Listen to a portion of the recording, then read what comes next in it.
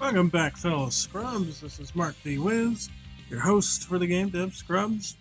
And it's Monday, so we're working on Pocket Fighter EX, a community-based game not affiliated or funded by or anything of Capcom or SNK.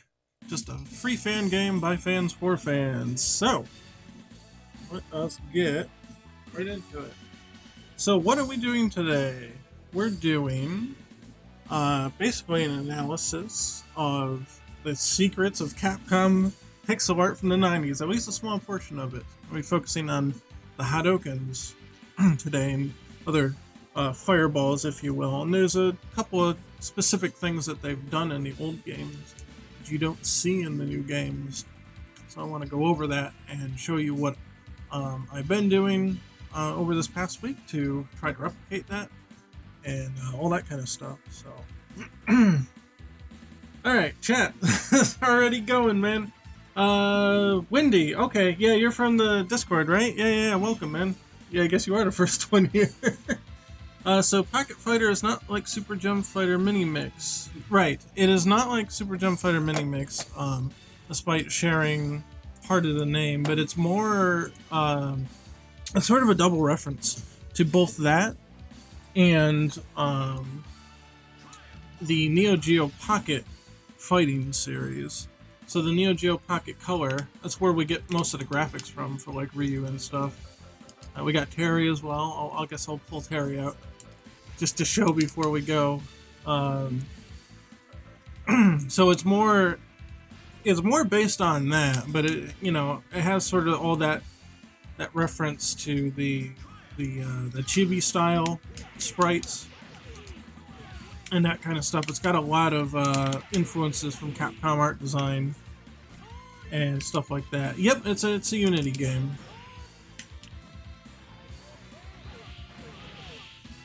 But yeah, it's not like Gem Fighters, as they don't drop any items or anything. It's more played up like the SNK games. So those are pretty. They were pretty. I want to say serious in a way, where we're like they didn't compromise the gameplay necessarily. Like they did it up. They're just like, no, it's a full-fledged fighter. It's just on a handheld. Back in the day, at that point, the Game Boy Color was out, so it's they only worked with so much technology, but they really packed those games full of modes, arcade modes, full stories. Like they really did really good with them. So that's where more or less where I'm coming from with this. Hey Newt, you have arrived. Yes, hello. So that's the gist of it. If that helps explain it. But yeah, the logo is somewhat reminiscent of Jump Fighters in a way. Or for those who don't know, the Jump Fighters Mini Mix is the American name for Pocket Fighter, the Capcom arcade game in Japan. So Buster might be the most powerful move in the game? I don't think so. I think based on pure damage, let's see. We'll have to do these in. Oh no, we can't test him because Terry's broke right now. he doesn't have Power Mechs. I'm redoing how some of the command moves in the game work, but I can actually add that back in, I think, real quick before we start. I believe that Power Stream is the most powerful single move in the game. So let's see, if we go to Terry, I think all I have to do is add it to his hierarchy. And then he should be okay. So Power Max activation and Power Max cancel. Can he do them now? Maybe not. Let's see. Let me refresh it.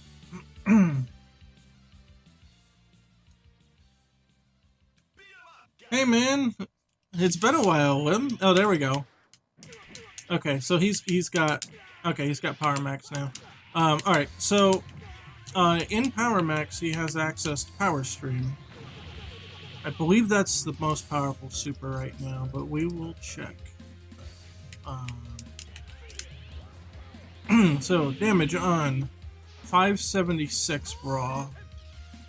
And we'll have to do them all in Power Max. Yep, 504 for Buster Wolf. And just for comparison's sake, this should be somewhere in the middle. Yeah, 552. So 576, let's keep that in mind. I don't know if Ken has, I don't think Ken has Power Max either. Alright, let's see. Let me add it back to his too. These are all temporary changes, but yeah, no, he don't have it. So we want Power Max cancel and Power Max activation. Alright, and we'll refresh. Yeah, there is an Unreal Fighter 2D. I think they're making it compatible with Mugen characters. It's like a make your own kind of game. This is not really a make your own thing. It's just my vision for. So what did I say? 576, right? This will be kind of strong as super, I think. But yeah, 552. 530. Oh.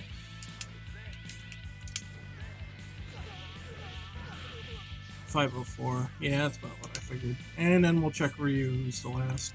And we're going to be looking at him anyway to do the Hadouken stuff, so. Over the new stage. Once Gaio releases, I'll be the best in your game. Hey, I welcome it. He'll be there eventually. Let's see. The Hadoukens are a little. Projectile ones are a little weaker. So 486.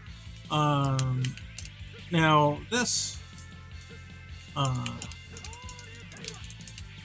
As a full, it's 305, yeah, or 350 as a counter, but it's not meant to be the most powerful because you're supposed to be able to do a combo after it.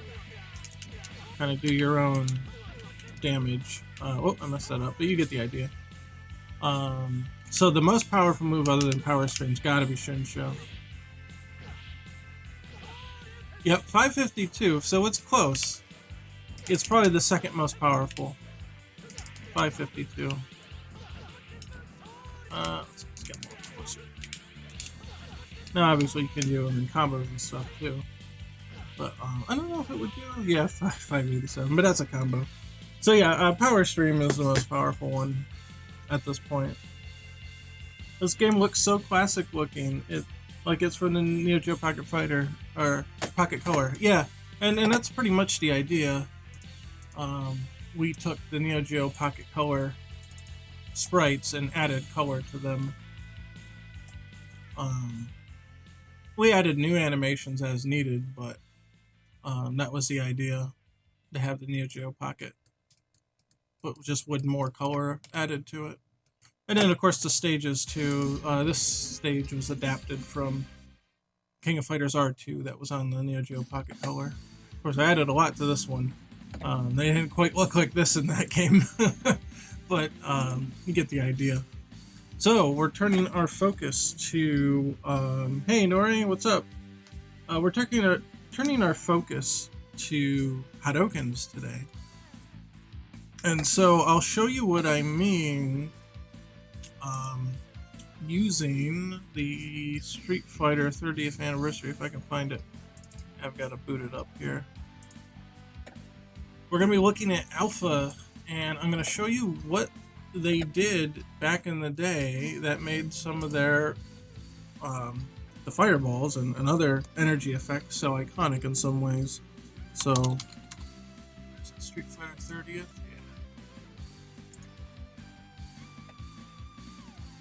It's really easy to make fighting games in Unity. I wouldn't say that. I would no. I don't think I would agree with that statement. Unity does aid game development in a lot of ways by doing graphics and sound engines for you and stuff. But I wouldn't say that it makes them easy though. Let me pause this, otherwise the controller will be working on both. Not even close, I've tried. There you go. You got your first-hand testimony in chat. I guess we'll do Alpha 3 because it's the only one in training mode in here for God knows what reason. But let me pick a stage without a lot of background interference, and I'll show you what I mean. Oh, I think you can hear it. Let me turn that down. Where is it? Discord and there. Okay, cool. Okay, so the deal here, I'll leave the training then. Oh, okay. Now look at that Hadouken for a minute. You might notice something a little strange about it, and it's alternating colors and it's flickering. The fire one pretty much just flickers. It doesn't alternate any colors, but it flickers at a higher rate than this one does. And so there's reasons for that. They're simulated in this one. They're simulating flames and fire, so it has a higher flicker rate. And I do that too in Pocket Fighter already. I flicker it at a rate of, I think, 3 frames on, 1 frame off is my fire flicker. Makes it look a bit more weighty. Anyway, so what's going on here? You might notice there's a color alteration, and it's actually a bit more than you might think. So we're going to actually record some footage here. And let me get it here. All right. Am I recording? I'm recording. Okay. So we're gonna do a couple of these. Oh, if I could do Shinko. There you go. All right. And now we're gonna look at that footage. So let me grab it out of the folder. Out of my quickly running out of space.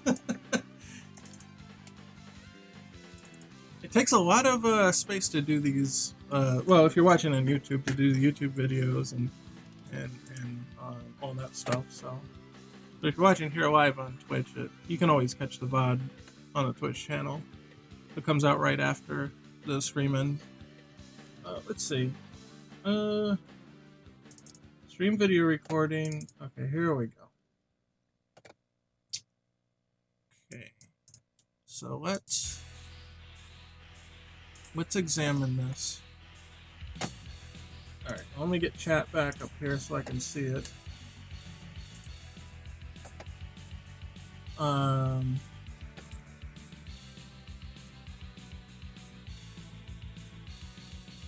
Yeah, I don't know who Unreal Leon is. Couldn't tell you.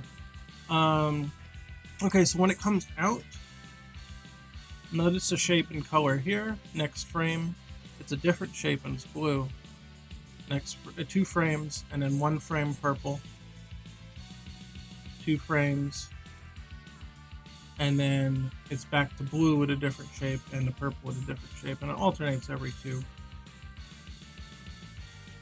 So you notice there's actually almost like there's 2 different effects going on here, and they're combining the 2 images to make that kind of effect. And then the fire, looks like they're only using what was the blue effect, but it's now colored with the red. And it just flickers on and off. And so the other games have different various types of effects. So they're not all the same.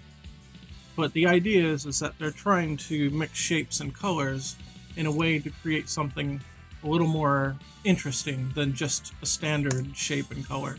Now here they combine both the alternate shape and color one with a combined sort of like purple shockwave and a blue back. Hey, that's LBRY. Well, thank you for that follow. Yes, this is Alpha 3 that we're examining.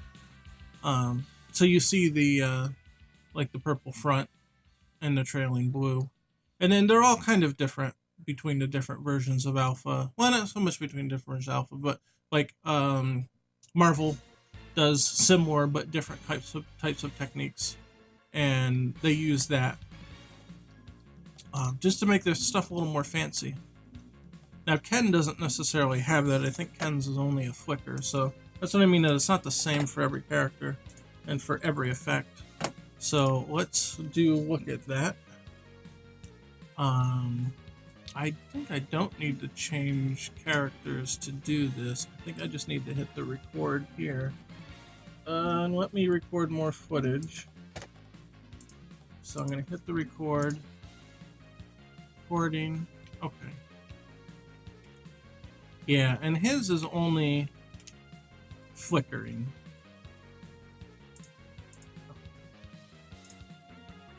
And we'll look at that one too.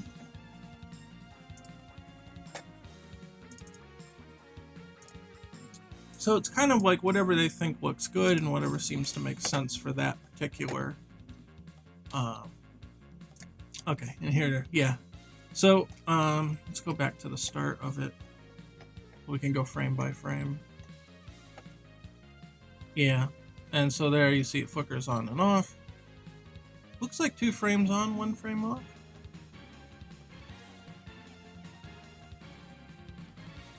I can't remember if I do the same or not. I don't do 1 frame on, 1 frame off. I think the Neo Geo Pocket Fighter games do that. But it just cycles through, and it gives sort of a transparency effect, as you can imagine. It works especially well on CRT monitors, which this game was designed for, but of course they're not now.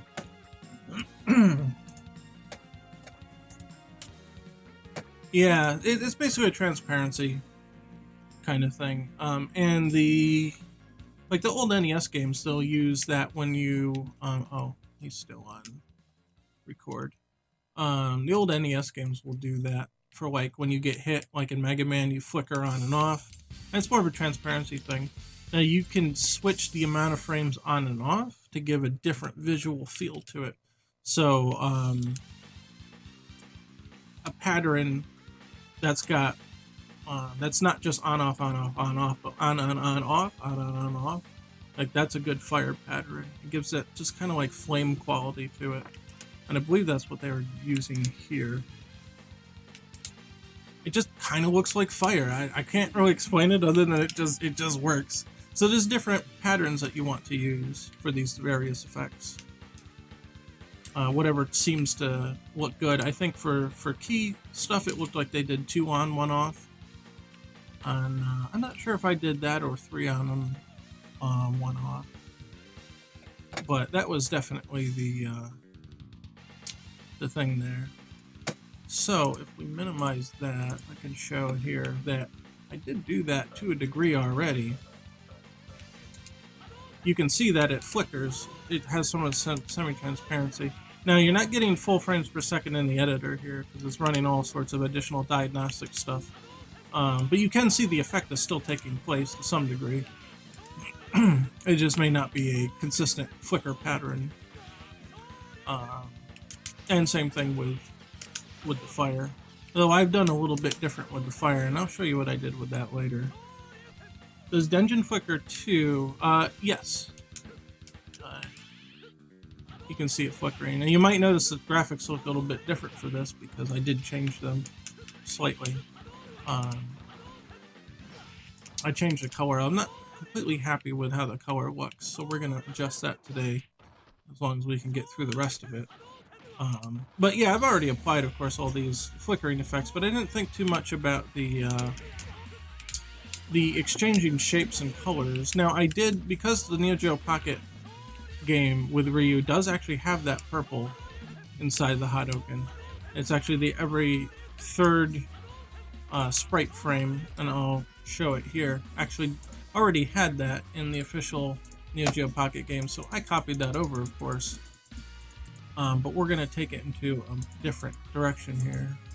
See, and then there's the purple frame, goes back to blue, purple, blue.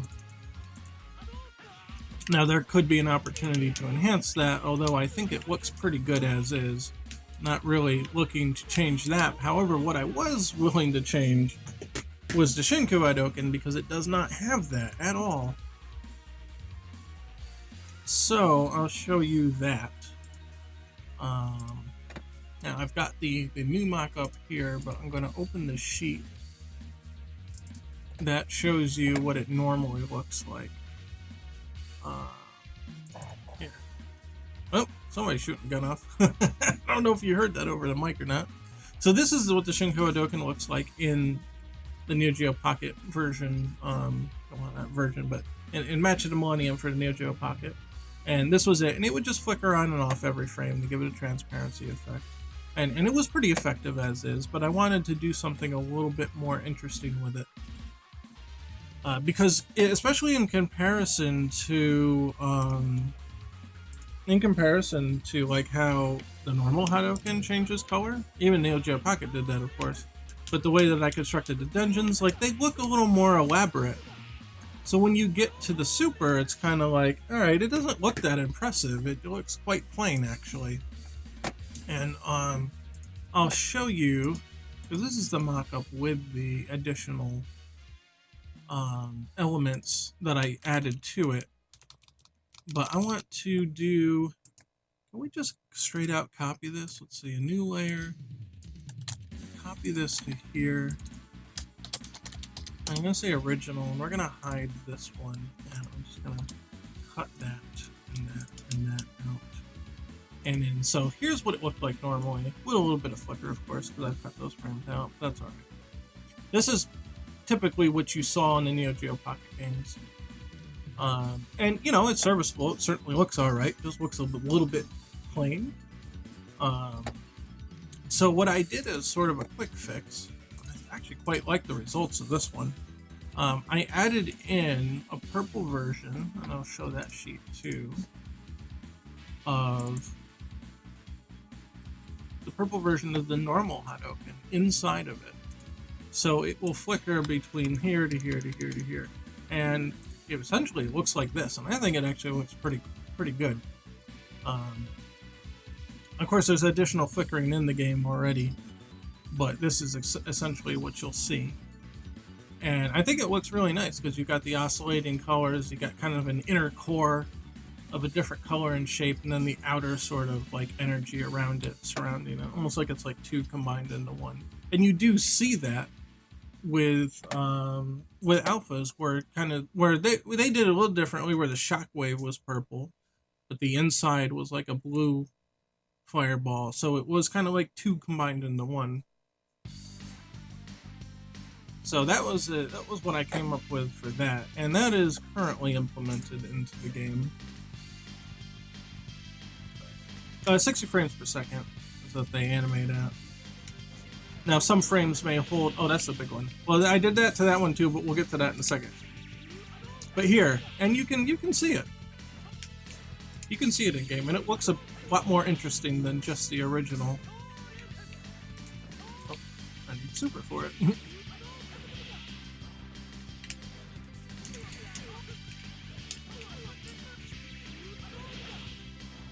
Yeah, exactly. It looks more powerful than it did before. It doesn't look as flat. It looks like it's got more shape.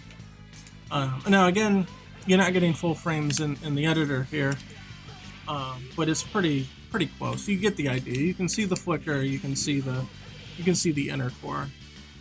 And so of course, because I did it to that one, I have to do it to the other one, which you see there's an inner core of that. Now and again, I just kind of merged two different effects to make this one as well.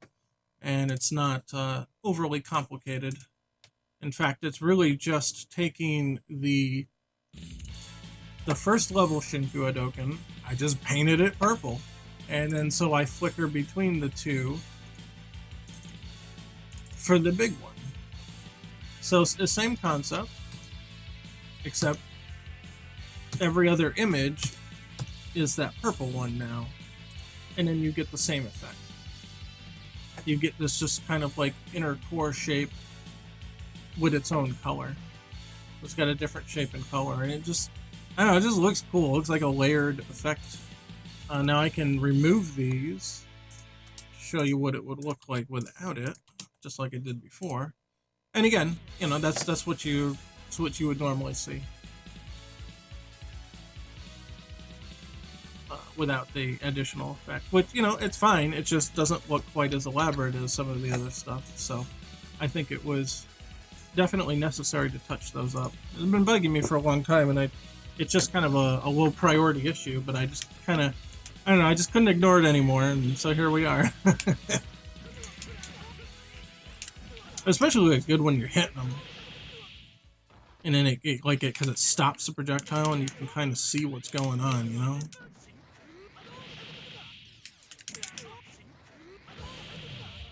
I don't know, it just looks really cool. I think it just looks really nice. So, those were the major changes I made. I made a couple color changes as well. And I redid how the Shinko Token, or not Shinko, but the Dungeon Hadouken works. Dungeon Hadouken used to cycle between yellow and blue, but I changed it mainly because it's actually in Third Strike, it's actually a purple projectile. So it goes between like a purple and a blue purple, but with the yellow lightning and all that. And I did some tinkering back and forth for a while, and I settled on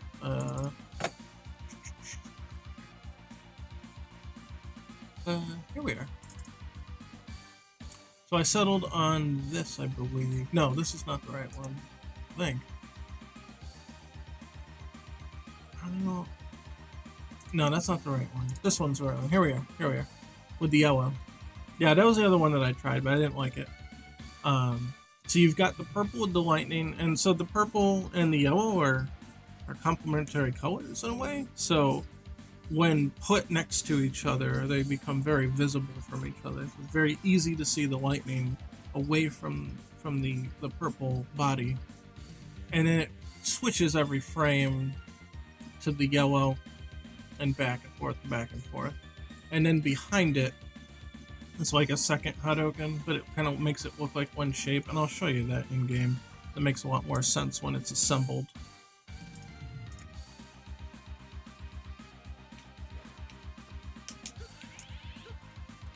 Okay.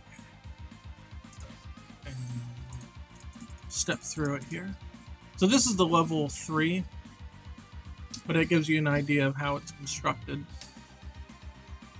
So there, and then the next frame it goes yellow, and it goes back to purple, purple, yellow, purple, purple, yellow, purple, purple, yellow. Well, it would be yellow if it didn't flicker out. But there's also the flickering to make it look transparent as well. And you can see that the back end of that is actually just this here. So the head part is layered on top of the trailing part. And then for the level 2, it uses these smaller ones. And I forgot my spot. I just realized as I'm trying to circle them here. So these ones here are used with the level 2 charge. I'll show those.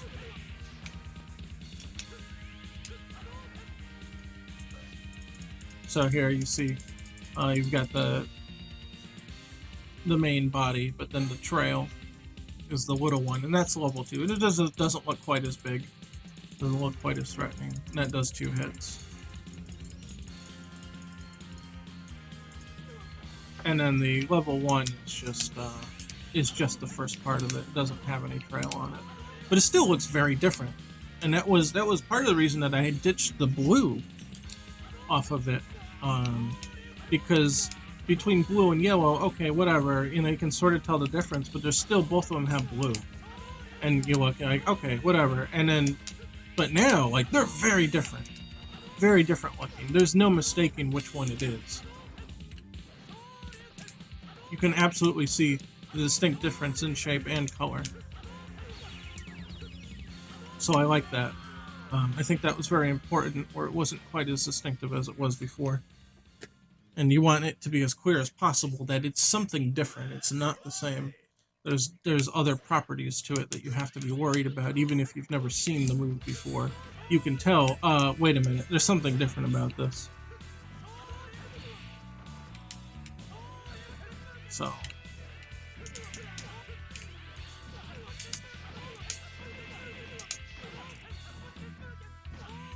I don't know if I could assure you there. I think the frame data is messed up on the Tatsu though. I don't think it should have been able to connect after that. But that's fine, whatever. we'll fix it before the next demo release anyway. Yeah, I think that might not be the case. I think that I might not be able to do that. I think Tatsu recovers too quickly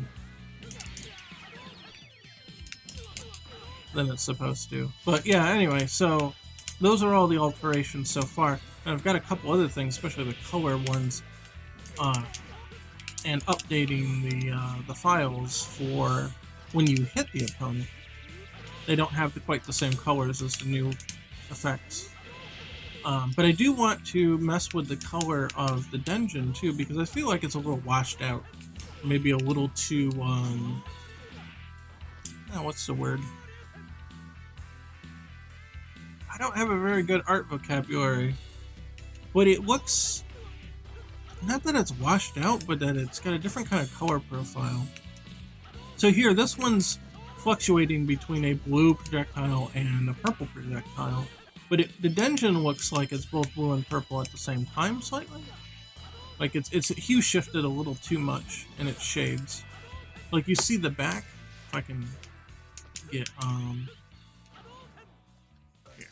So you see like the back has both a teal and a purple, and so the first part's purple.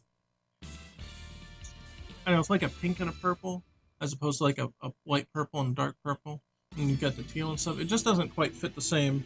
Too pastel. Okay, that's... I was thinking that word, but I wasn't sure if it was the right word, so I held back. But, yeah, now Alpha does this to a degree, and Street Fighter 3 does this even more. But I think, having them the other way, where it's more like it's blue and light blue as opposed to like blue, like a blue and a purple, or like a light blue and a dark purple. I think that fits better with the overall Neo Geo Pocket Color aesthetic. So I'm not really too happy about these, and the purple also looks maybe a little too washed out, but it just looks different. Like the Hadouken just looks like it's a deeper color. And then you switch to the dungeons and it's like, I don't know, it looks all washed out or something. So I want to adjust those.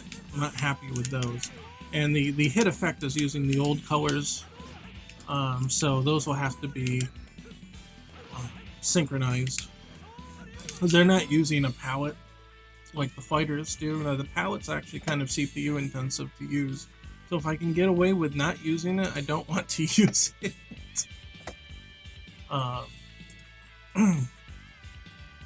Yeah, see, here's where I was doing the same thing where I had the teal and like a blue as opposed to a light blue and a dark blue.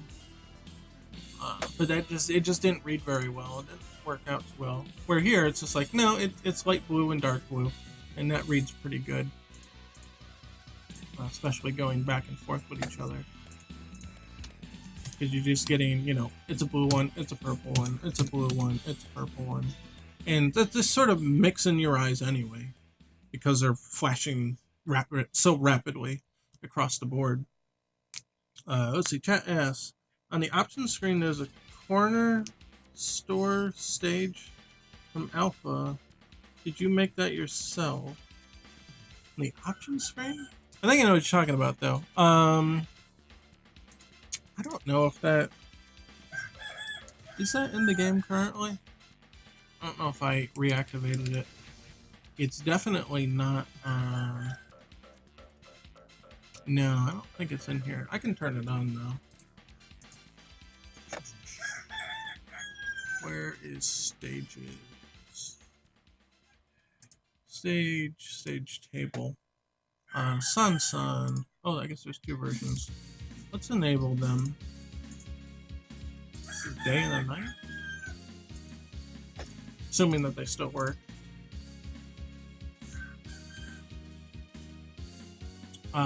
Short answer, no, I did not make those. Those were done by Chamat. And we'll get cat, that's fine. Old classic Alpha stuff, right? Yeah, San Day.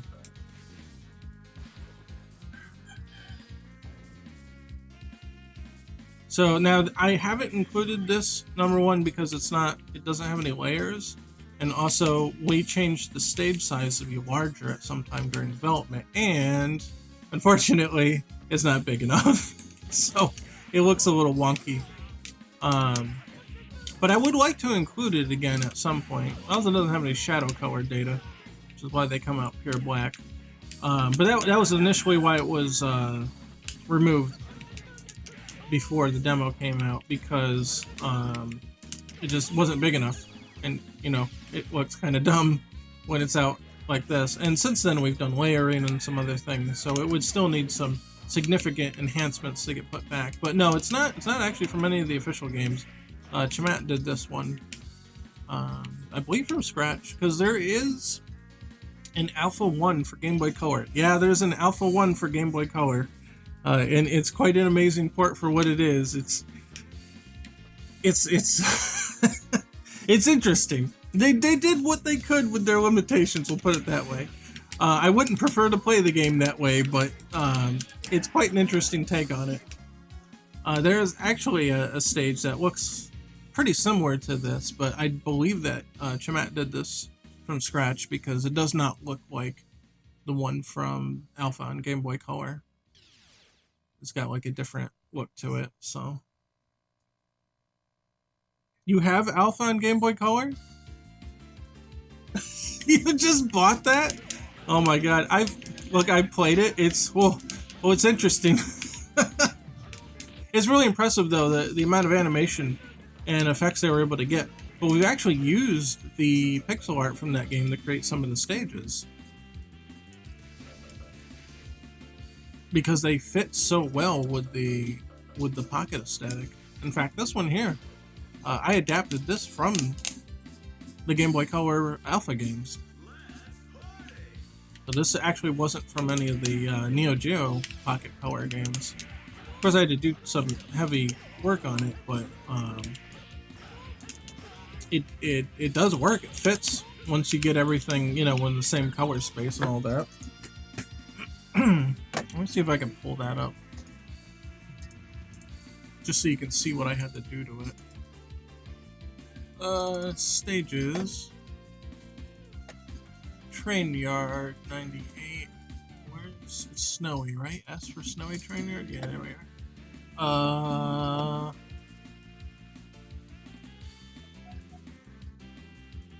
I'm trying to figure out which one I should show. I think it was actually saved with Paint Shop Pro. New. Is this it? It's a decent approximation of what it is. Oh, no, those colors don't seem the same, do they? No, I changed the colors after that. So let's take a look. This was the original from Street Fighter Alpha, by the way. It's where I had to kind of get an idea of how the colors looked there.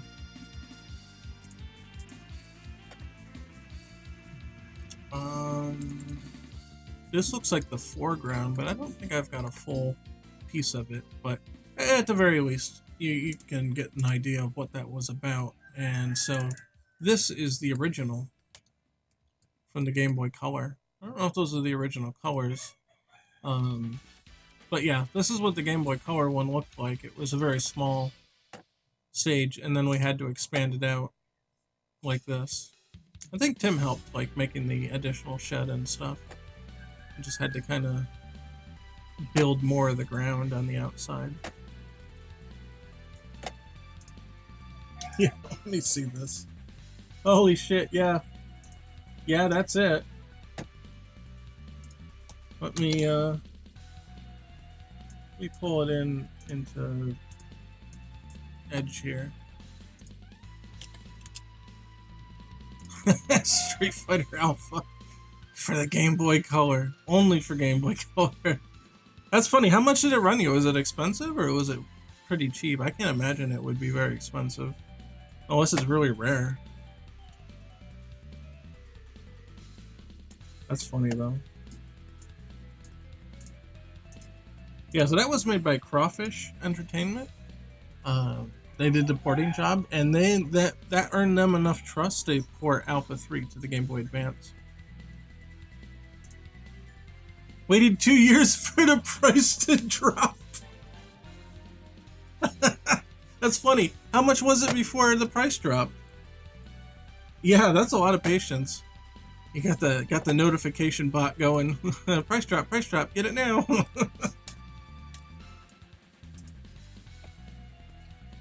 But yeah, it's a very commendable port for what it is. Oh yeah, all right, yeah, go calculate it. Well, there's actually a couple stages that have gotten locked out because of that. Let me take a look at the stage table again. The castle stage was disabled. Great Wall of China was disabled. Egypt was disabled.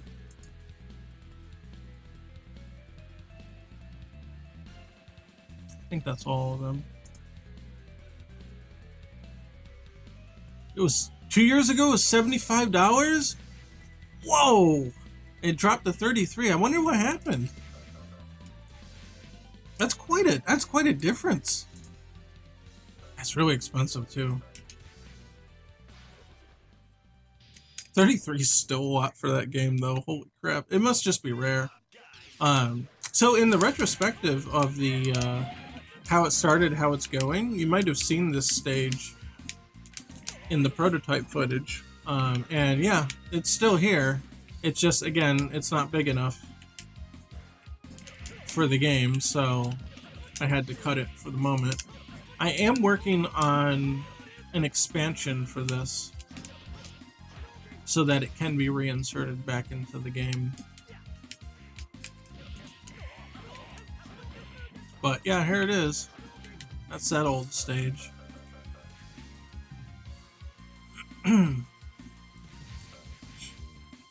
Let's see, what other stages we got? Great Wall of China, same deal. These are all ones that have been disabled because they were too small. And this one, I can't figure out how to really make it work, to be completely honest. It's already mirrored on one end. Like, they actually just started mirroring the floor. They didn't even start drawing new floor. And at that point, like, when they start doing that, like, what else can you do with it? You know, there's nothing really interesting over here to the left anymore. Is it just going to be another segment of wall? Maybe? I don't know. This one's going to take a lot more brain power to figure out how to make it both work and also be interesting at the same time. Maybe Taurus? Taurus might work? That's what I mean. It just needs something else. I just haven't given it too much thought. I've been working on other ones. So, yeah, that was actually the first stage I put in, I believe, back in the day. And then Shamat offered up his Sun supermarket, or corner market stage. And that one made it in pretty early, too. So that was also in the little retrospective. Yeah, I did a whole, like, stream with the retrospective and stuff. Let's see, the castle was another one.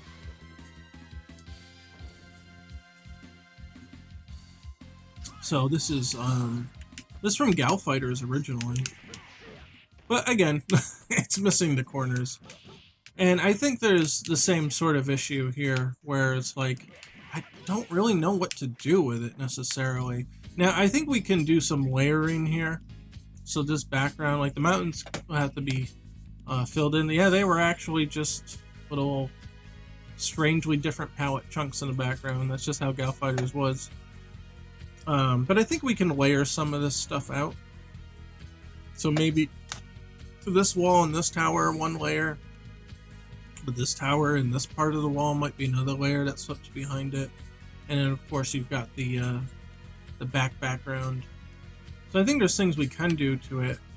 But one concern is that the pattern on the floor, because Gal Fighters didn't have the stage being that big, it only went to like here. The pattern on the floor disappeared, and it wasn't such a big deal in Gal Fighters, because that's the edge of the screen. But if you keep going and you just have a flat, textureless floor here, it's going to start to look a little strange.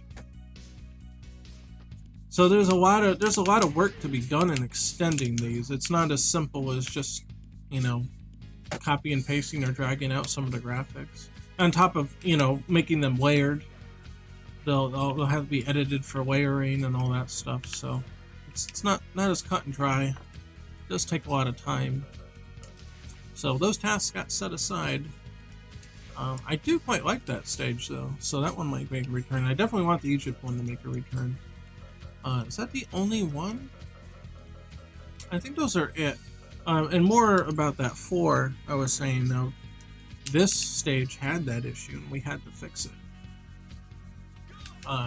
So you go all the way to the end, and only in the very, very corner does it start to sort of lose its texture.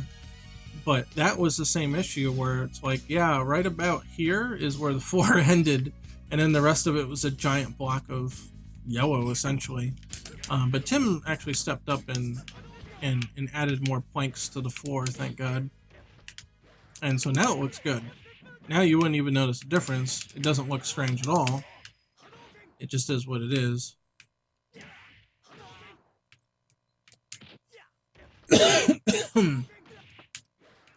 So this stage 2, I'm not completely satisfied with. I don't like the fact that when you're at the center, that these are so far apart. You don't really have too much focus here. You've got one interesting thing to look at, and maybe the sun, arguably. But I think that these pieces should be closer together in the center, so you get some sort of walling effect here that focuses in. And then they might be extended, so in the corner here it might be out more to this part.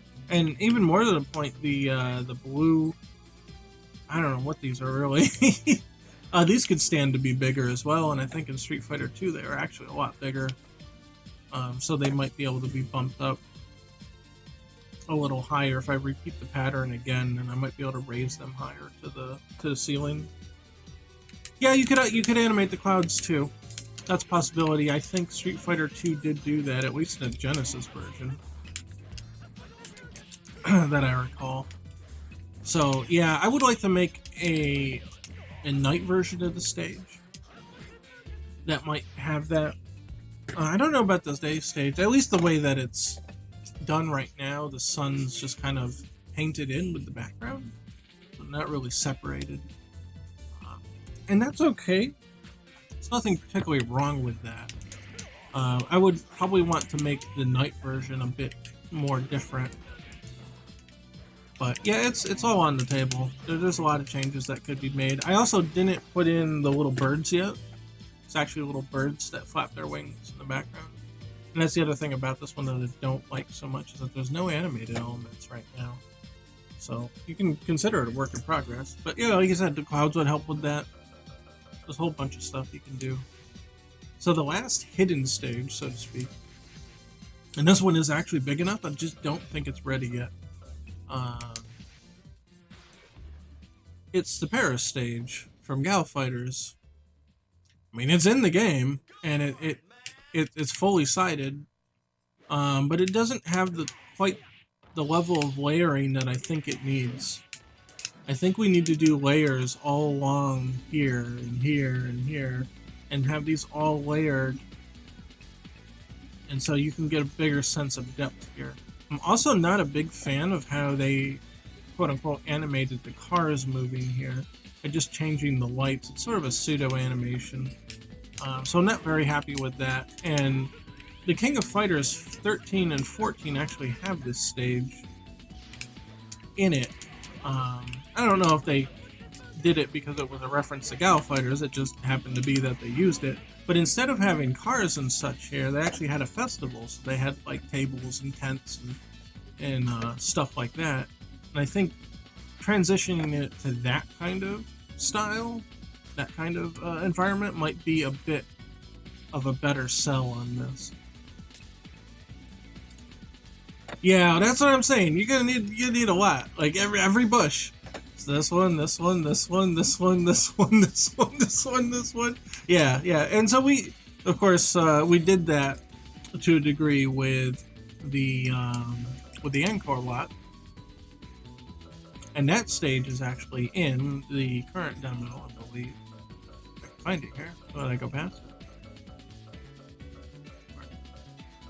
No? Where is it? think, or what? Where are you? Am I going by it and not knowing? I don't see it. Did I disable it? Maybe I disabled it by accident. Hold on.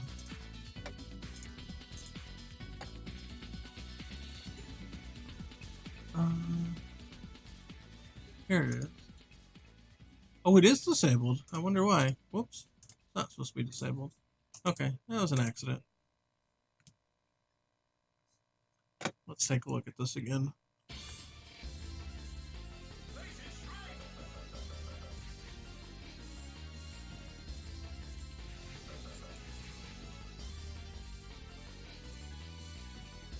We have the Mark of the Wolves version. I'll show it in a second.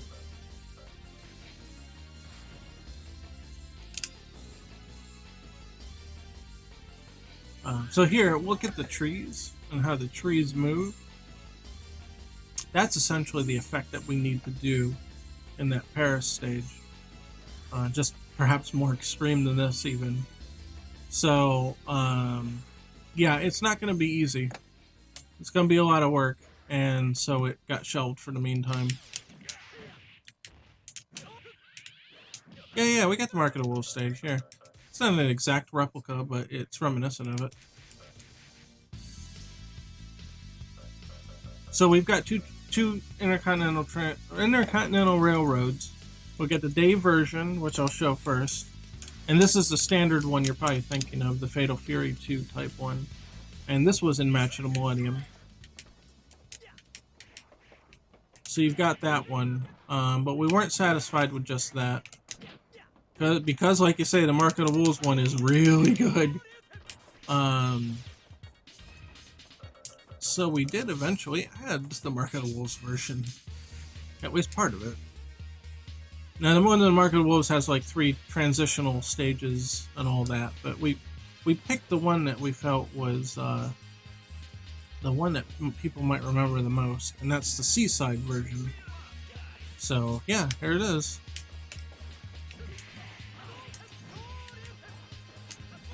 So you even got the train cars on the left and the right.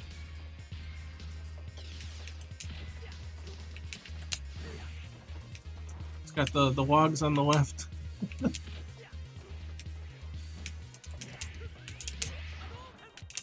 But yeah, so this is the Garou version of it. Again, it's reduced because it's a pocket version, but you can definitely tell that's what it is.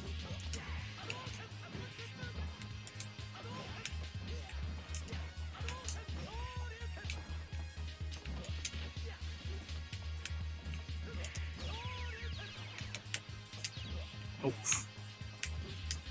Ugh. Dead.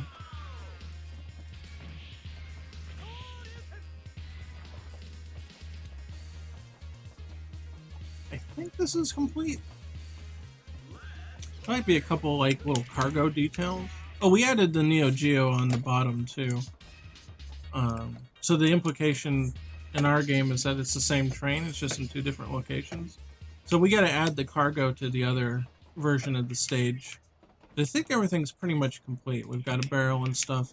I'm gonna probably add a destructible barrel and a crate at some point, but we just don't have those assets ready.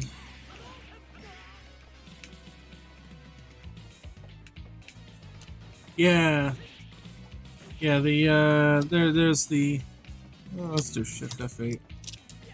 Oh, is it Control F8? Oh, there, Control F8.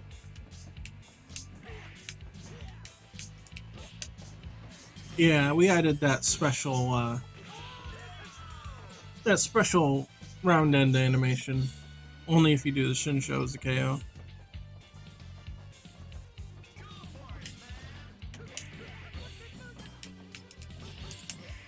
Yeah, we added that, I don't know, last month? Well, it's not in the demo, public demo yet. Well, Evil Ryu's is a little different. The sprites came from Evil Ryu because he has that as a pose. I don't know if it's an entrance pose or a win pose. But he does have that in the pocket games, and we edited it from there, but it wasn't exactly the same thing. It was a little different.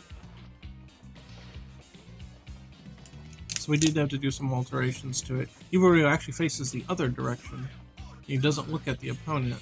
He just looks at the wall or the floor. I don't know. He's looking away instead of at the opponent. So there's a little bit of a difference there. And they used it for his Raging Demon pose as well. Boom. You get to see the little purple inside part there. Yeah.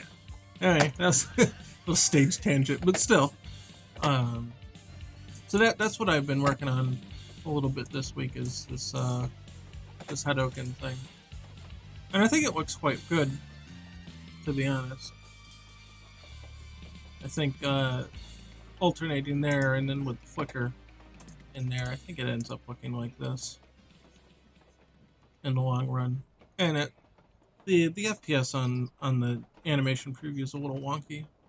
I think it does frame skip a little bit. But in-game, when it's in release form, it looks good, and I can show you that too. So I don't know, whatever we did, we'll save.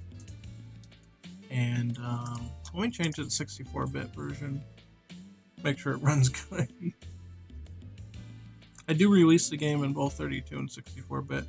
I used to only release it in 64-bit, thinking, well, everybody's got a 64-bit computer or whatever, but around the world, that's apparently not the case. Or at least it wasn't compatible with everybody's system in 64-bit, so I released the 32-bit one as well. And technically shouldn't make too much of a difference in terms of how the core game plays. So theoretically, the 32 and the 64-bit version should be able to net play with each other, but I won't know that until it's ready to test. But that is a concern. Shouldn't be an issue, though. Alright, so I changed to the 64-bit, and then we're going to build, and we'll do stream test.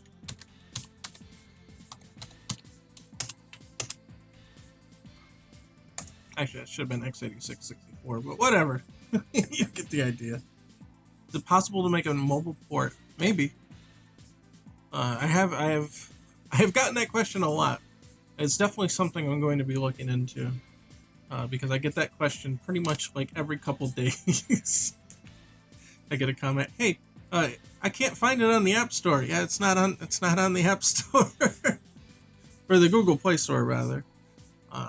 I'm not sure if Apple would even allow a fan game to be released on it. And it costs money too. You've got to pay like $100 to do it. That's real pain.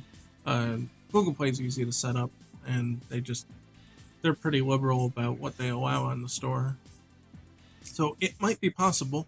I'm definitely gonna look into it. Like Unity can use, like I'm not saying that Unity can't do Android stuff. It can, but whether or not the game will run smoothly and accurately on mobile is a different question.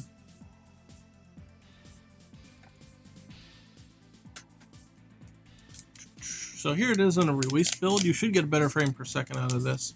You'll be able to see the effect with more clarity, put it that way.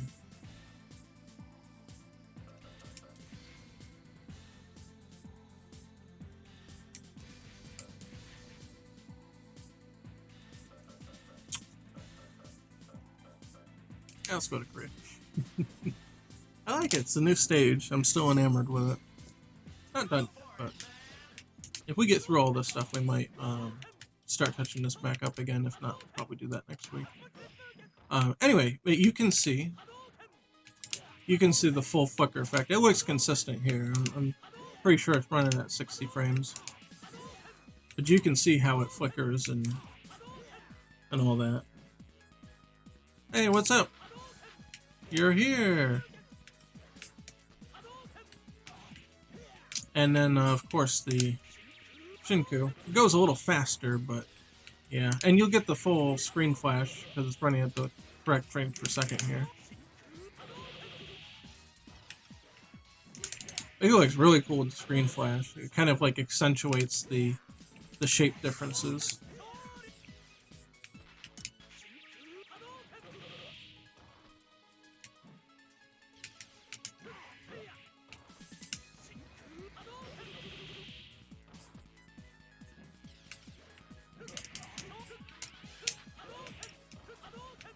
in the dungeons.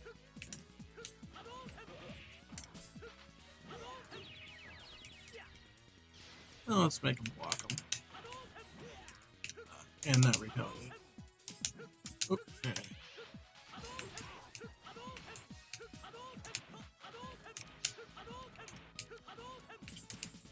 They flicker at a slightly different rate. But that's because the the pattern I used to go between the purple and the yellow, the typical Hadouken flicker pattern actually made it invisible.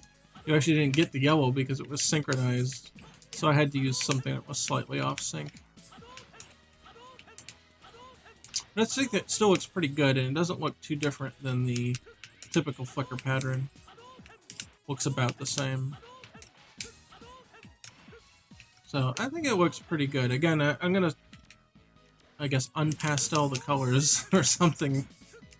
But I think the shapes and the basic color choices do work. Hey Shredstein, what's up? I got a full house today.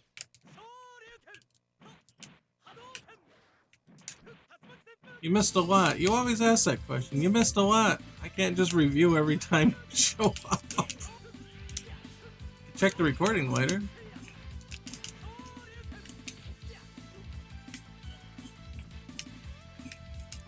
Yeah, it's been a week. it's been a week. I'll say that much. It's been a hell of a week here in the US. But yeah, that was just one to show you the flicker patterns in full FPS, because you don't get the same kind of look when it's running suboptimally, and it still works, but this is the intended look of it, and I think it works quite well. So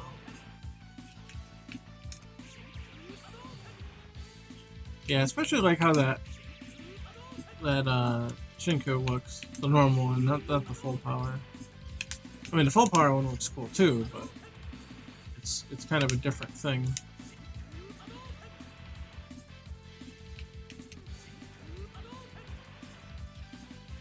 So, yeah. That's where we are with that. So, if we continue along that path, now we need to adjust coloring. Now, the obvious choice here to fix the dungeon would be to source the colors from other parts of the thing. So I might actually just use the purple that's used in the normal Hadouken here for these ones. Might be a good first step at least. So let's take a look at the color. We're just going to copy the hex code here. That's what this is. It's a hexadecimal. If you don't know what that is, it's oh, I'm sorry, the colors are locked. I'll explain hexadecimal in a minute. There, now you see it's a different view now.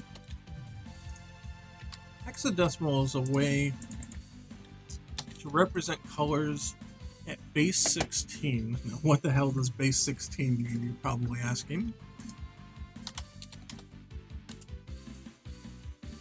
So, our normal number system is base 10. And so we can go 1, 2, 3, 4, 5, 6, 7, 8, 9, or even like from 0 to 9. Well, once we get to 10, we add a digit. So 10 is 2 digits.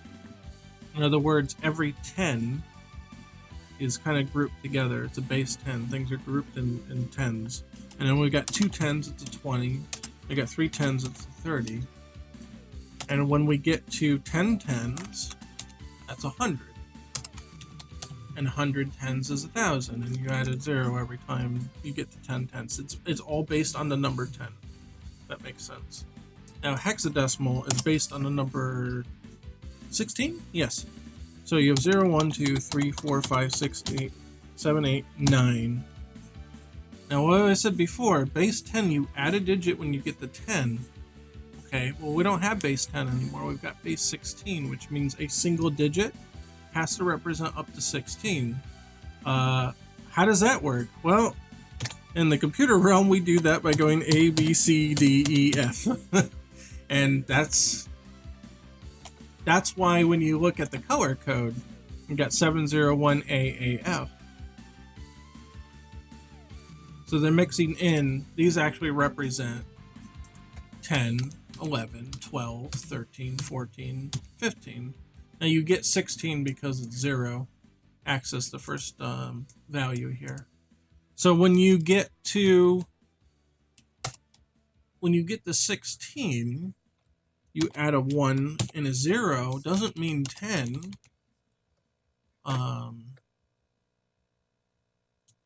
It means, I think that's how it works.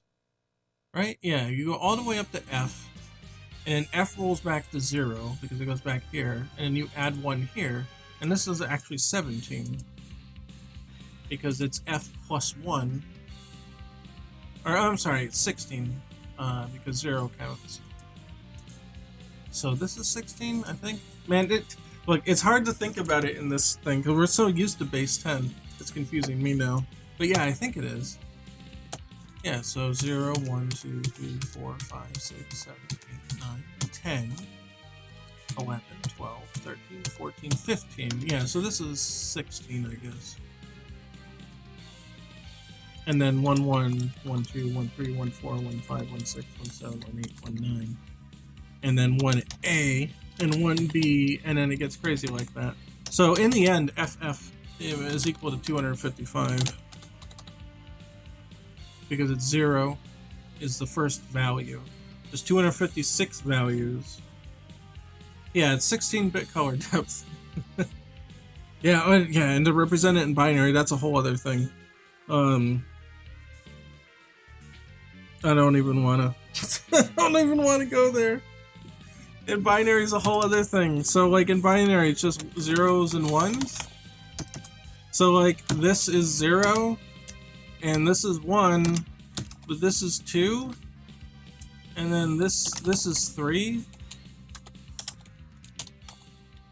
Yeah, it's weird. So, man, the way that binary works is that each digit is a power of 2. So each digit is 1, 2, 4, 16, I think, 32. I'm gonna have to separate these with commas. And so that's like, let's see, there's 5 there. 1, 2, 3, 4, and 1. So this equals 32 because the 32 slot was activated. And when you do this, you can create any number with the combination of this. So this is actually 33. Because it's the 1 slot is taken and the 32 slot is taken. I think that's how it goes. I think they're power of 2. Yeah. Or are they just double? Hold on. This, you know, I'm looking like an idiot. Man, I can't. Look, I have to look this shit up when I gotta do. I don't do this stuff all day. Maybe it's just double. 8 and 16, 32, 64, 128. I think that's right. Because if you add up, hold on, I can check this really quick and easy. If we add up 64 plus 32 plus 16 plus 8 plus 4 plus 2 plus 1 is 127, which is just shy of 128, but that's the thing, because 0 counts. Yeah, so that's how it goes. It's just double. It's not power 2, it's just double. Because this here, this gives you a max value of 255, I believe. Yeah, so 128 times 2 should be 256, yeah, and then minus 1 because it's 0 to 255. So yeah, it's just double. So each slot in binary just means double of the last number, and you add them together. So if you add, let's see, that's 1, 2, 3, 4, 5, 6, 7, 8. Yeah, that's 8-bit. 1, 2, 3, 4, 5, 6, 7, 8. And so this equals 255. I know, it did. Thinking about numbers in different terms when you're not used to it is, you gotta put your brain in a different mode, man. Sometimes you need a changeover period.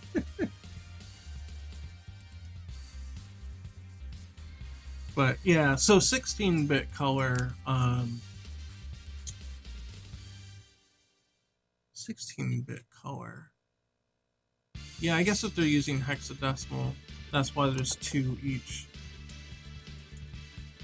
You get 255, so FF, FF, FF. So you look at its pairs here. 70 is the red component. 18 is the green component, and AF is the blue component, I believe. Yeah. So each one has 255, 255, 255. And if you work in color, you may be more used to that. But the FF and the 255 represent the same value. It just depends on the type of value that you're doing. And then in binary,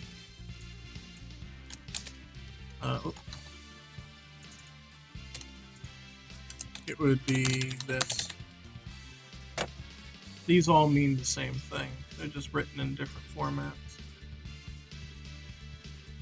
Yeah, so 16-bit color?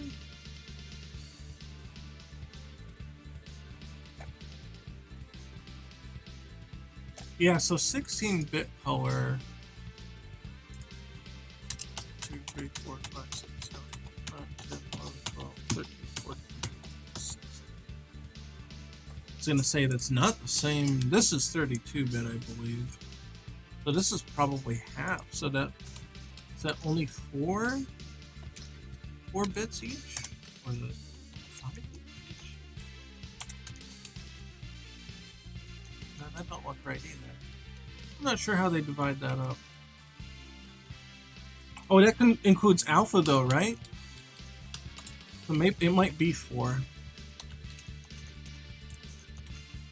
Yeah, it might be 4 because this is going to be RGBA, red, green, blue, alpha. Maybe? I don't know. I'm not sure exactly what the specification of 16-bit color depth is. At least not in binary, because each one of these is a bit. But if it's 16 bits with alpha, then it's going to have to just be 4 bits per channel. In other words, you get, that's 1, 2, 4, 8. So you only get 0 to 16? That seems awfully low. It doesn't seem right. Yeah, I don't know. I'd have to look up the color specification for how the data is stored. I'm not familiar with that. The 24-bit is the alpha, right? Where it's got 8 of each. But yeah, it goes at 255, 255, 255, and then 255 for alpha for R, G, B, and A. I guess that would be 24. You have 32 bits of color and then an additional 8 bits of alpha transparency. At least you're not dealing with 32-bit color. Yeah. I'm not, again, I'm not a pro on color formats. I know the low-level color formats. Like the NES is it 4 bits per pixel? No, it's 2 bits per pixel. And then the Super Nintendo was 4 bits per pixel because, like here, you see the 4 bits ends up to be 16 total values, and that's where the 16 colors per sprites come from. So each pixel is 4 bits of information on the Super Nintendo. And then it's 2 on the NES because there's only 4 possible colors for a sprite, and then one of those is always the transparency, I remember. So you've got 15 plus 1 for Super Nintendo and 3+1 for regular Nintendo. So again, this is 0, that's transparency. 1, 0 is 1, and that's the first color. 0, 1 is 2, and that's the second color. And then 1, 1 is 4.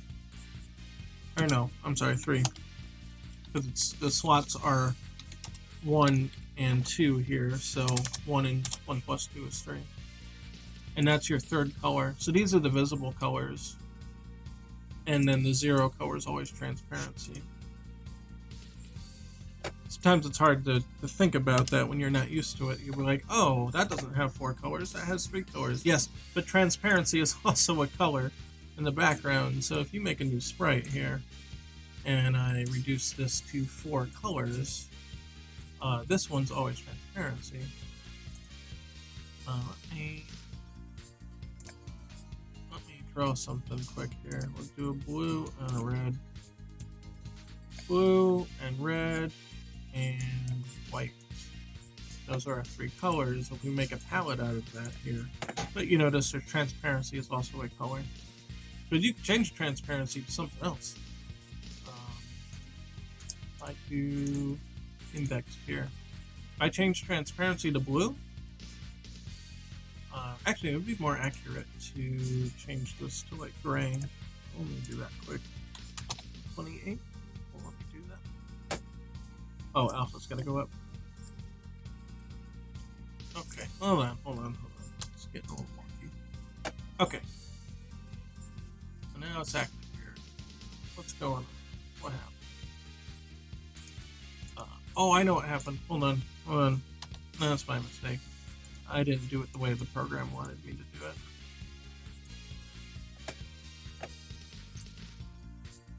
Okay. And then let's change to 28 by 5. Hate that as well. I'm gonna make a new layer for that. No, I'm not going to make a new layer. That will look weird. Let me just fill in these colors here. It'll make sense in a minute. Just hold on. Okay, so we have these 4 colors, right? And, if I change the transparency to this, okay, that's cool. That's what we normally would see. But the transparency could be any of these.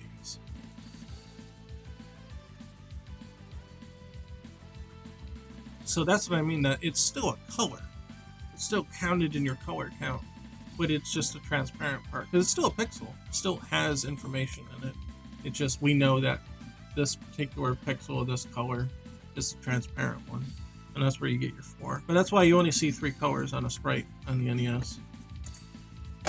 Now they can combine 2 different objects to create higher color sprites, but they're actually just 3 color sprites, or 4 color sprites to be more accurate. Pasted together at runtime, so it's sort of cheating. And of course the Super Nintendo has the 15 visible colors and the transparency, so you get 16 total. Again, that's 4 bits per pixel is what we call it, because this is really 1, 2, 4, 8, and then of course all those together is 16. Or, well, you get 0 to 15, but you get what I mean. Again, it's a little weird. You got to think about it differently. It's not very standard. But there you go. There's low color stuff. And beyond that, I have no idea. I'm not really sure what 16-bit color entails. I'm not sure if 24 bits is the one with the alpha. No idea.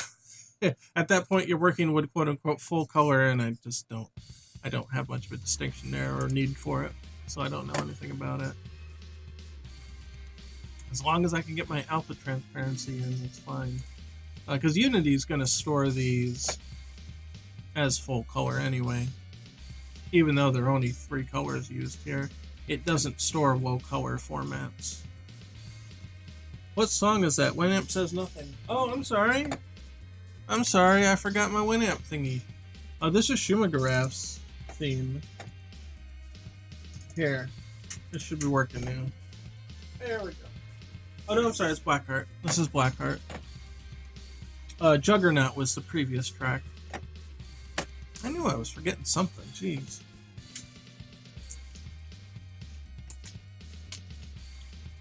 It's killing me, you're all killing me. So yeah, anyway. The dungeon stuff. I like the yellow here. And I built the yellow to be pretty much just yellow. It's white, light yellow, dark yellow. These here are gonna have to change though. I do like unifying the outward color here. I think that works out okay. But the inside color here is gonna have to change. I'm not sure what I want to do with it. This is the Dungeon Hadouken. So it's the electrified one. Now the easy answer is you could just, maybe you can get away with using this. Copying that over. Possible? I don't think it'll look quite that good, but it would certainly fit the color formatting. And we can try it. We can absolutely try it. Call color 3. And then we export. I think it needs to be a GIF. The original file that I imported was a GIF. Now Unity doesn't really care whether it's a GIF or a PNG or a GIF or a PNG, whatever you want to call it. It will make its own format out of it anyway. It doesn't really care what the source file is. Excuse me. So, just for my own sanity, I'm just going to match whatever it happens to be in the project. D is for dungeon. Here we are. And this is... It is a GIF. Okay, so we're going to strip out the additional part of the file name here, and we're going to save it as a GIF. As a Jiffy Lube. If you're not too familiar, Jiffy means something that's done quick. Or at least it is now. I don't know if that's the original meaning of the word. But that's why it's called Jiffy Lube, because it's supposed to be very quick. It's to maintenance your car very quickly. Okay, so now if we go to the folder, we should be able to find it here somewhere. Here. And then as long as we copy and paste it in the folder, if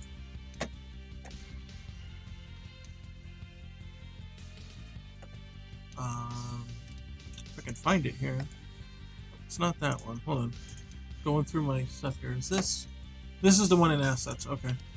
As long as I replace it here, Unity will just update the asset. It doesn't need to create a new asset, because when you create a new one with sprites, then you have to redo all your animations with those sprites, and we don't want that.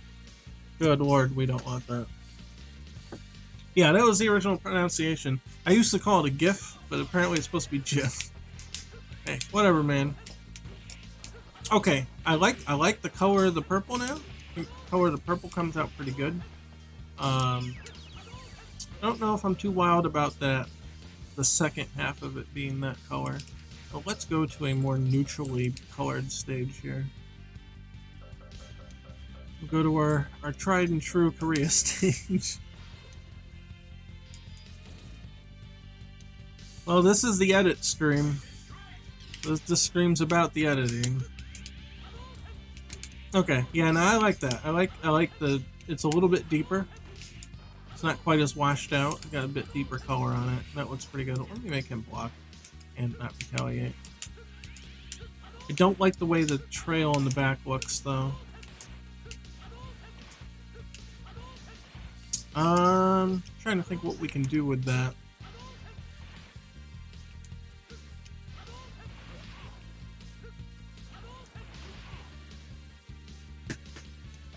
Yeah, color makes a big difference. It really does. You have to be really aware of that. Go darker on the trail. Yeah. Yeah, I agree with that. A deeper, warmer purple. Okay. Let's see. Are we in edit mode? We can edit these. Okay. Deeper, warmer purple. I guess basically that. Might cut back a little on the saturation. That looks alright again. Export.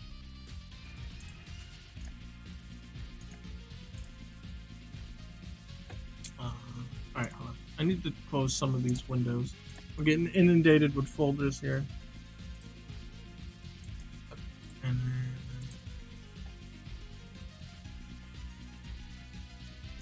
a copy from here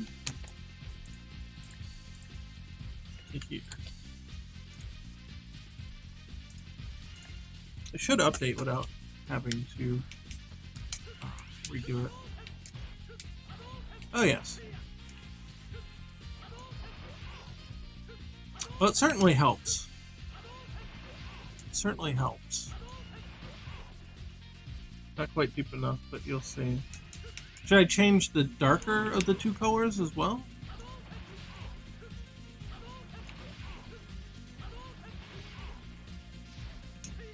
I think we experimented with a mode for thicker outlines, but it just makes them look like Paper Mario. It's weird. It just doesn't quite fit.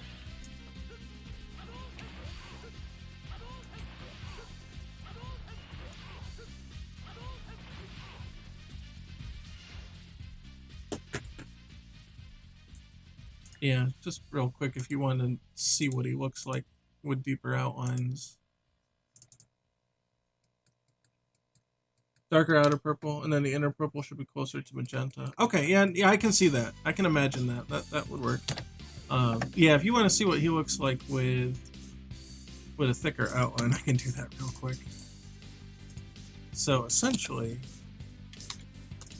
let's see, these should be RGB. Okay.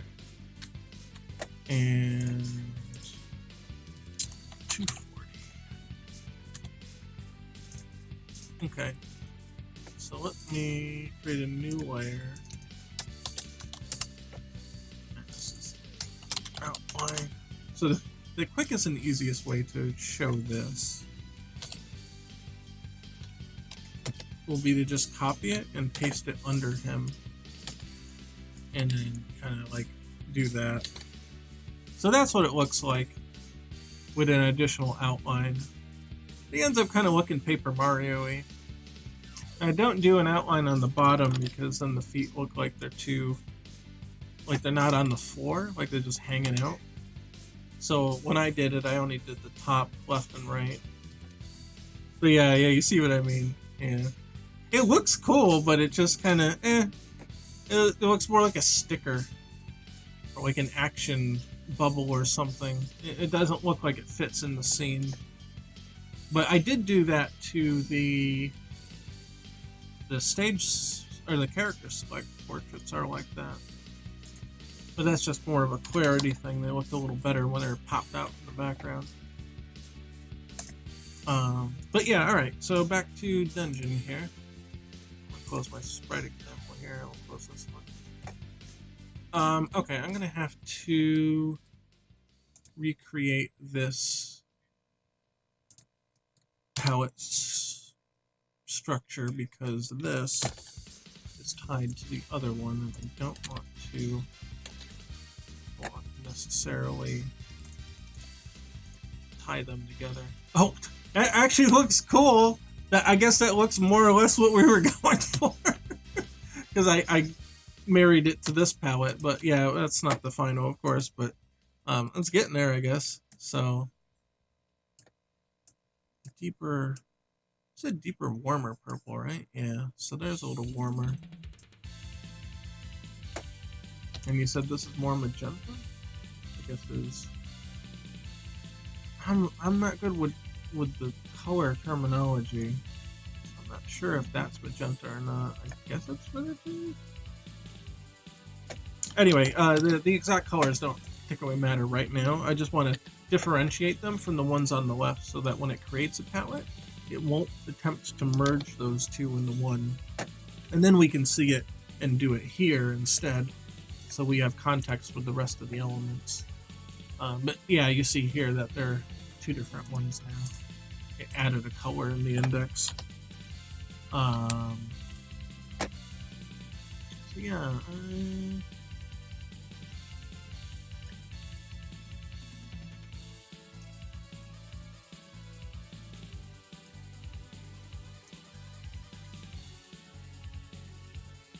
something kind of like that. Cooler on the outer purple a bit and darker. Oh, okay.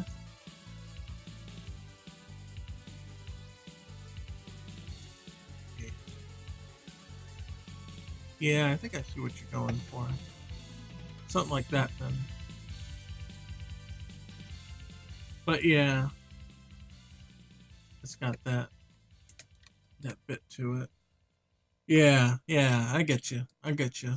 Okay. Yeah, let's give this one a go. Just kind of get an idea where we are now. See it in action.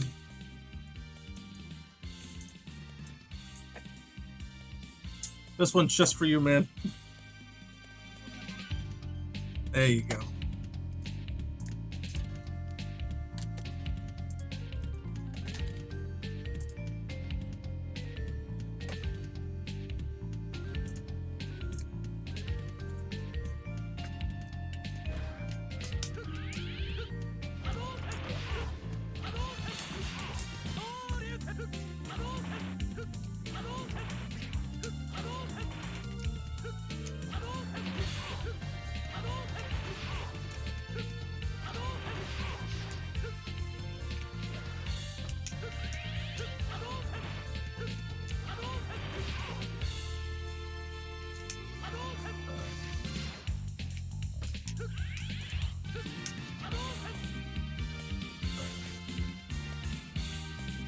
I don't think it updated.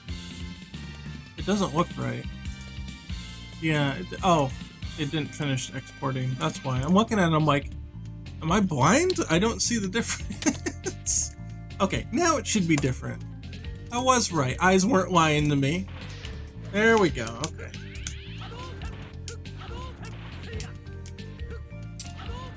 Seems a little too intense. Like, it doesn't feel like any of the other colors are quite that dark contrasted. It seems to stand out in a bad way for some reason. Almost stands out more than the first part of it.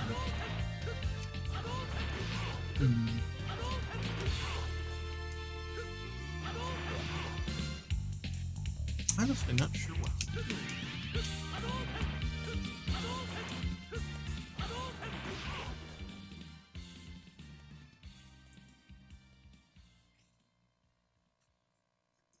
Warmer on the inside, lighter on the outside. Okie dokie.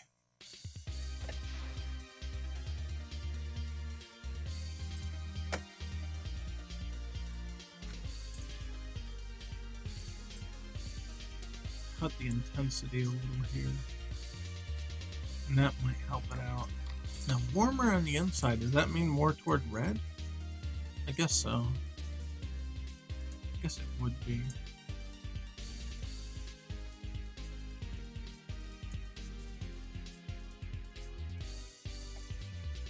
Maybe? Alright, I just want to test it. See where I'm at here.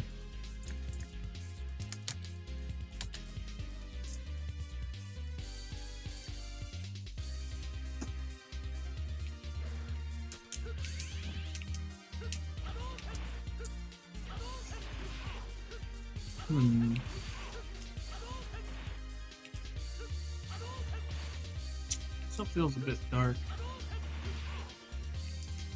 Yeah, you can definitely use this kind of color template for Akuma. I think that's kind of part of the problem too, that it looks more evil. What if we do something more blue? so it's like the other part is more like the Hadouken, the normal Hadouken, and then the top part, the front part, is more the dungeonish part. Let me try that. Yeah, exactly. It is hard to tell without seeing it in action. Yeah, that's what I'm thinking. I think blue might be the way to go here. I'm just gonna color pick from the Hadouken. I don't expect it to work right off the bat, but at least we'll get some semblance of where we stand with it, I think, in the overall palette. But yeah, like here, like it does look good on its own. It's just like, oh yeah, no, that looks cool, but yeah, not quite in practice, I suppose. Well, that actually looks kind of cool already. All right, well, let me put the normal blue in here, and we'll mess with it as it goes. Oh, and that's what we start with. All right, I just want to see what this looks like on its own. I don't think it's going to be the magic combination. Just get an idea if maybe we're on the right track or not.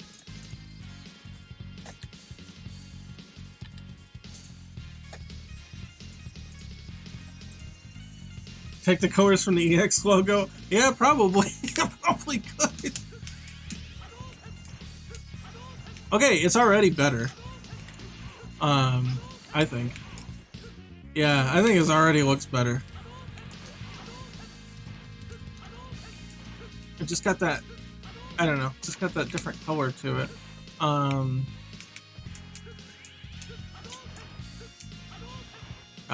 it's kind of like, it's pretty good.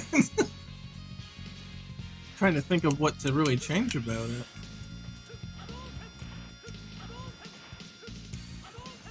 Because it definitely doesn't stand out over the front part. That's what I was more worried about.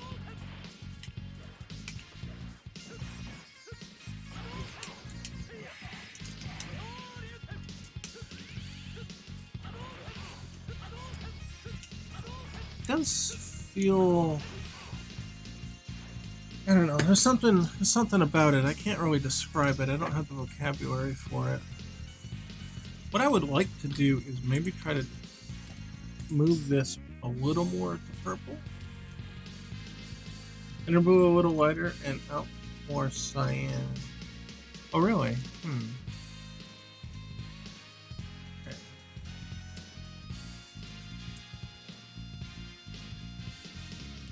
Inner one lighter. I'm afraid that'll overtake the front part of it, though.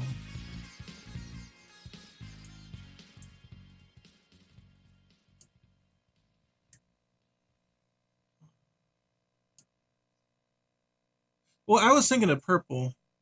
Yeah, that's I was thinking of taking it to the purple spectrum. Let me undo this here. Oh, well, actually, that's kind of more or less where I was going with it.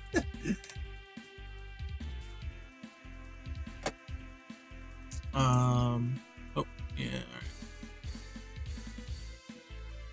A little more purple here. Not quite the same purple as this one. Yeah, at least.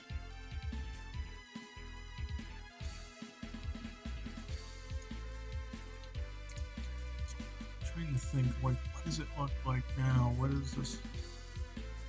Oh, okay. Let me give myself a little stopgap here to see what that did to it, if that looks like the right kind of direction or not.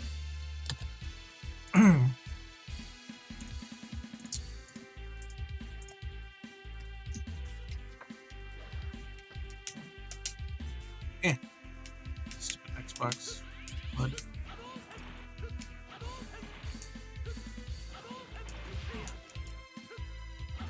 Not terrible. It does sort of reduce the focus on the back.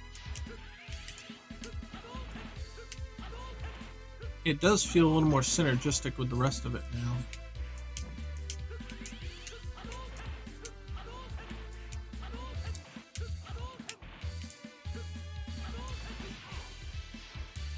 I don't think it's too bad, actually. I'm afraid of making the inner part any lighter. Trying a different, try night stage. Yeah, good point. I'm afraid of making the inner part lighter because then it's going to start to steal focus away from the front part of it, I feel.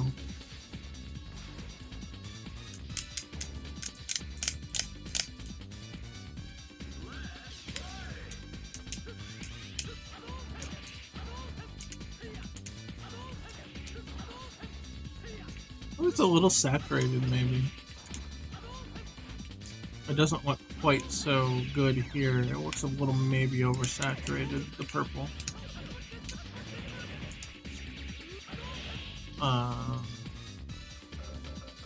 Let's try. Oh, wrong one. Now we'll get back there. Let's say maybe trying a Neo Geo World stage, see what it looks like there. But I think the intensity is going to have to come down just a bit. This one's pretty saturated for the stage itself.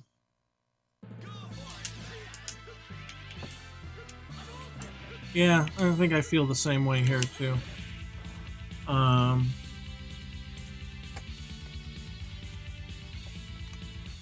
So this, oh, it's full saturation. That's probably why. We turn this down. Let's see. What's it look like if I wiggle the thing? Turn this down a little.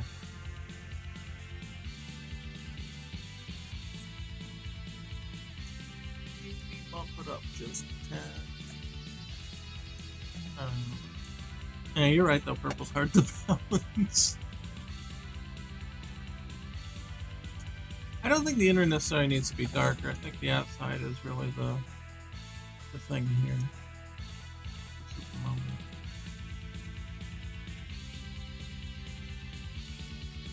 It's hard. Like the closer you get to like a deeper blue, the less the degrees of change really matter. Green's like that too. Let's try this. Let's just see if this is getting on the right trail or not. So it's hard to tell. I should probably just take, at this point, I should just take a stage sample and start messing with the actual palette on the stage. Or, like with the stage background. But,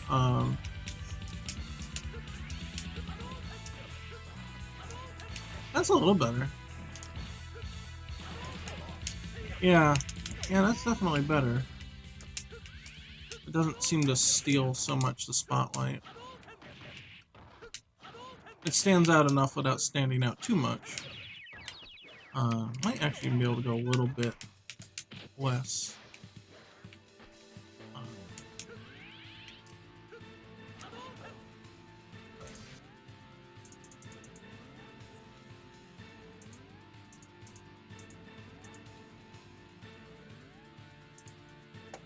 Not bad, save the value? Okay. Yeah, before we lose it, right? Yeah, I'm just kind of looking at it here. Kind of stopped. And then I took a screenshot of it here. So,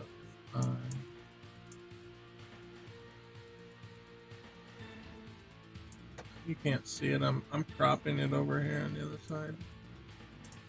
Here. Oh. So if I take this here.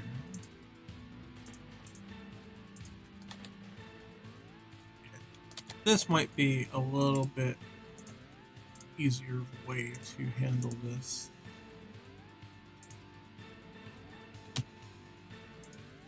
Okay, so our value here is this.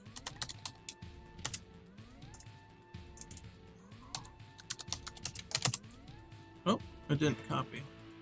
I don't like that. Sometimes I don't get the copy from a sprite. I should have to copy it twice to make sure I got it. Okay, so we can mess with it here instead. And then we can see the first part of it as well.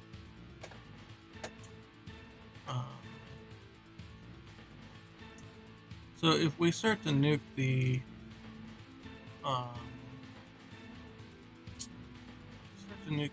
saturation, doesn't seem to do too hell of a lot for it. Oh.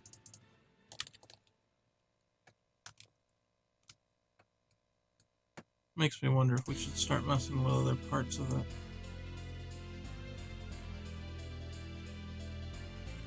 If we get here, then it's just gonna merge with what's already there.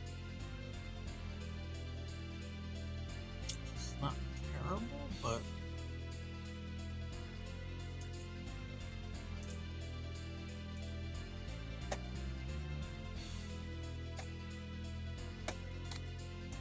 I feel like this is gonna have to change a little bit.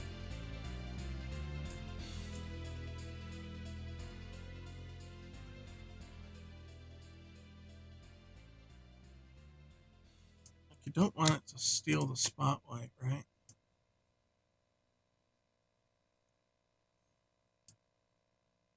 And these are so close, they almost might as well just be the same thing in practice.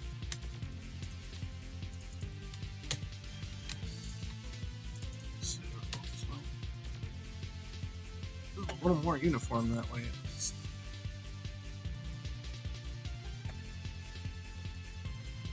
Yeah, you gotta be careful, and that's why we tested on different stages, because you might get a situation where the stage kind of masks it, but that's why you have the contrasting, like the inner white and the purple and the pink really stand out. The purple might not completely, but you have other elements of it that really make it pop out.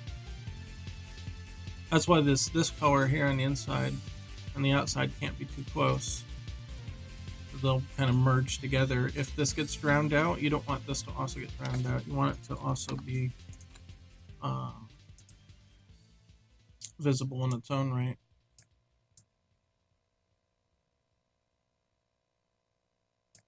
It's hard to tell also without the motion of it. But I don't know. I want to try this.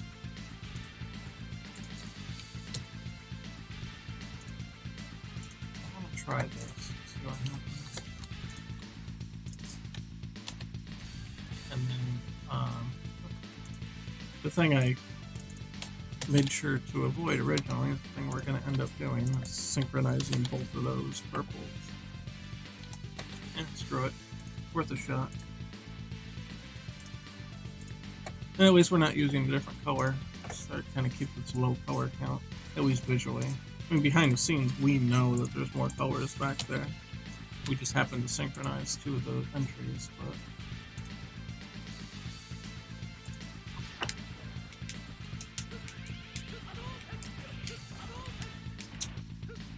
not too bad. I feel like the blue sort of steals the show, though, still. The inner blue.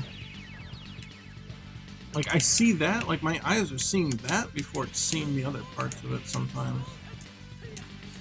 Or it's almost like it's competing. So, let's see what we can do to fix that.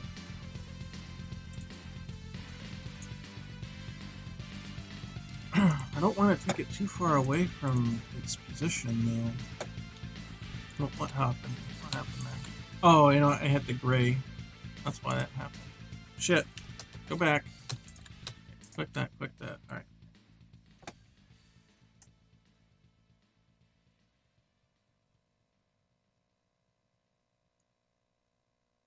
I guess that's kind of why I was in the teal color space before.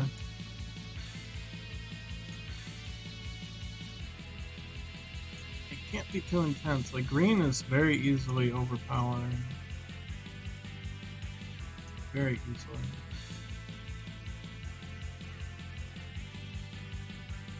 Like, that's not gonna work.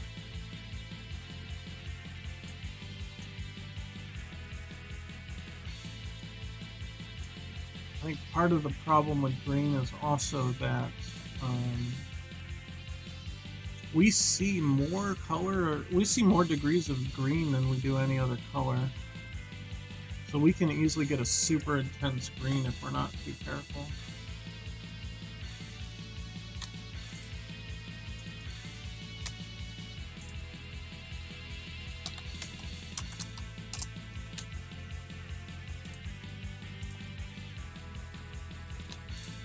I love that onslaught theme, man.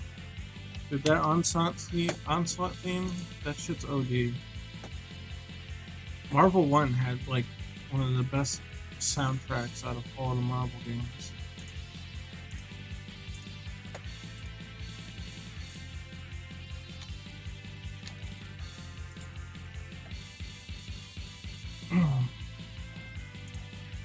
Alright.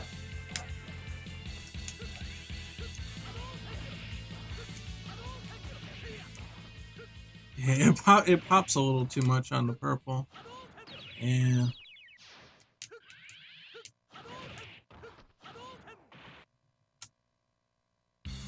No green. No green. I don't know, I just thought because they were complementary that maybe it would be nice. I think I'd have to desaturate it the hell and back for it to not take focus. So I think you're right on that.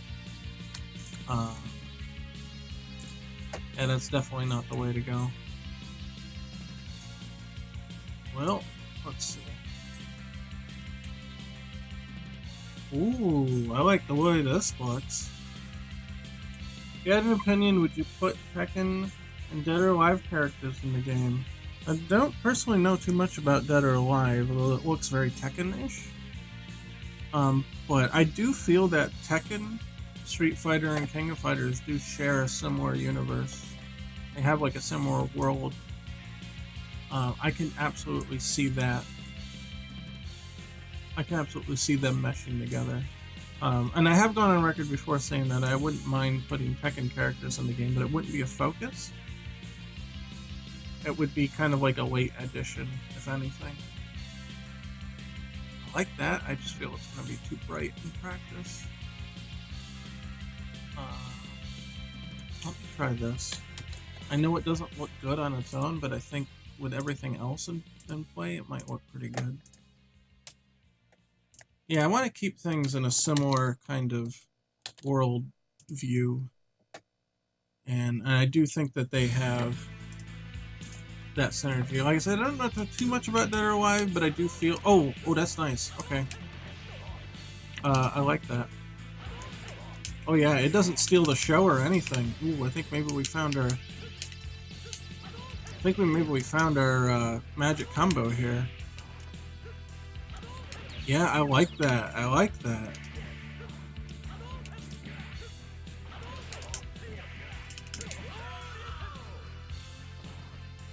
Yeah, especially since we've had like Street Fighter Cross Tekken, and those two universes colliding actually felt really nice. And then of course you've got Akuma that's actually in the story of Tekken 7. Like, I think that's more than enough proof to show that, yeah, those two worlds definitely work. Trying the Sunset Train? Yeah, good point. Before I get too complicit here.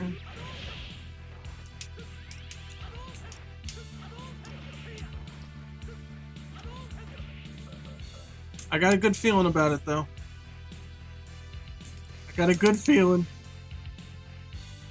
Got optimism in my blood. Oops, not that.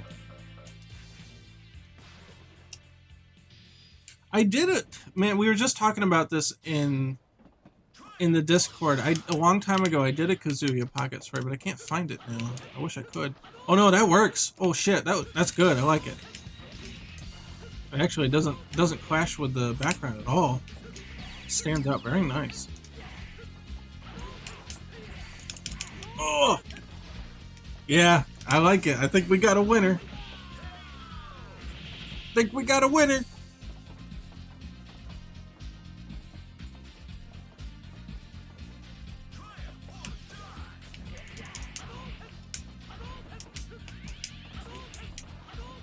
put him on guard.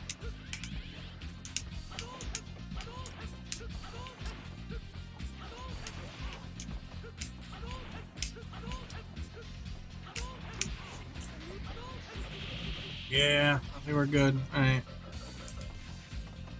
I perceive no problems on a day stage, but just for the sake of completeness, we'll head to Korea.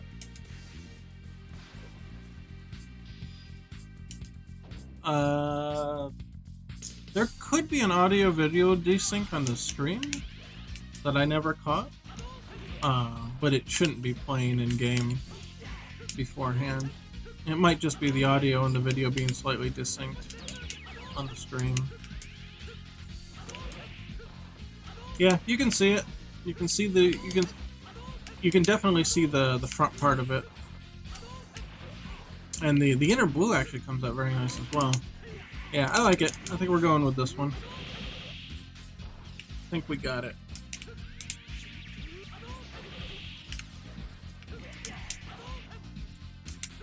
Now, because I know I got this comment one time, I'm gonna keep saying it. You see how long this takes?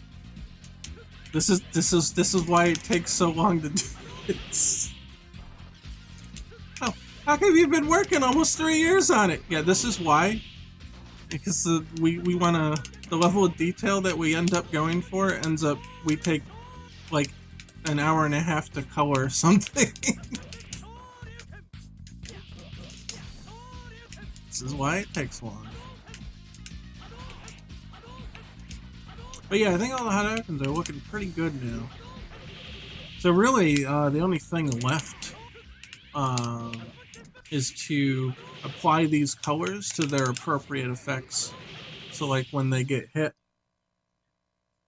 a certain effect plays. So you'll notice here, I can do it.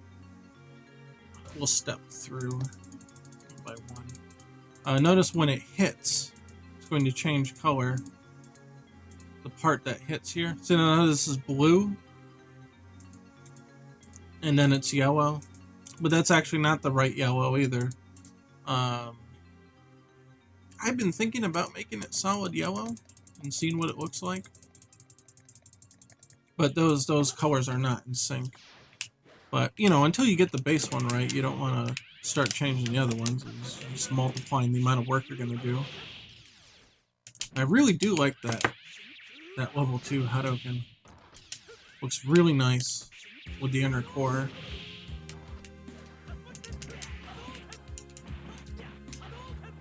So, we're pretty much time's up here at this point, so I'm probably going to make those changes off screen. It's pretty much just applying the color anyway, so you're not missing anything too big.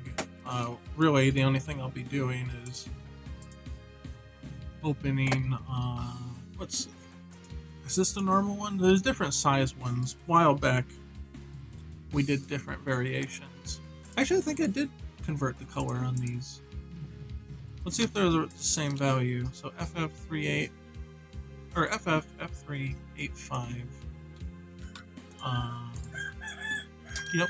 Oh, there's the chickens. You hear them in the background.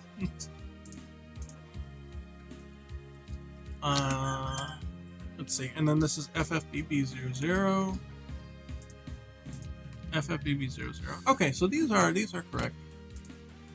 I'm going to export. Let's see. What is the file name? Okay, it's gonna be a GIF again.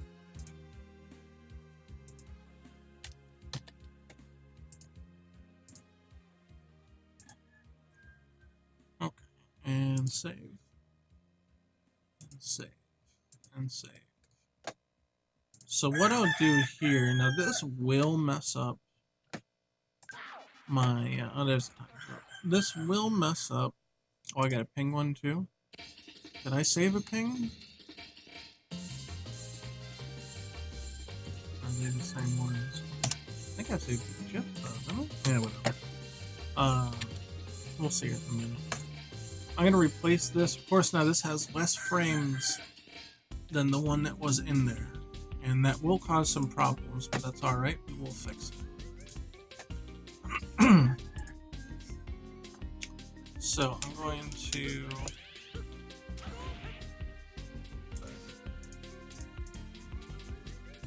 I don't even think it actually took effect yet, but that's alright. I'm going to go in scene mode. Try to select that.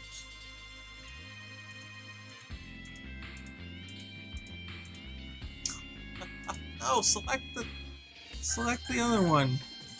It's not selecting the one. Oh wait, no, it did. Shit, I think I cycled through it. Is that it? Yeah, Dungeon Hadouken Spark. Oh shit, that's a 120. Okay, that's why it didn't pick up. But we want to just check where this came from. So Dungeon Hit Spark 120. The 120 is actually the scale that it was on. Okay, so where is this one? Hit Sparks, Fighter Effects, Hit Sparks, Fighter Effects, Fight Effects, Hit Sparks. This probably should just be in the review folder. I'll work it.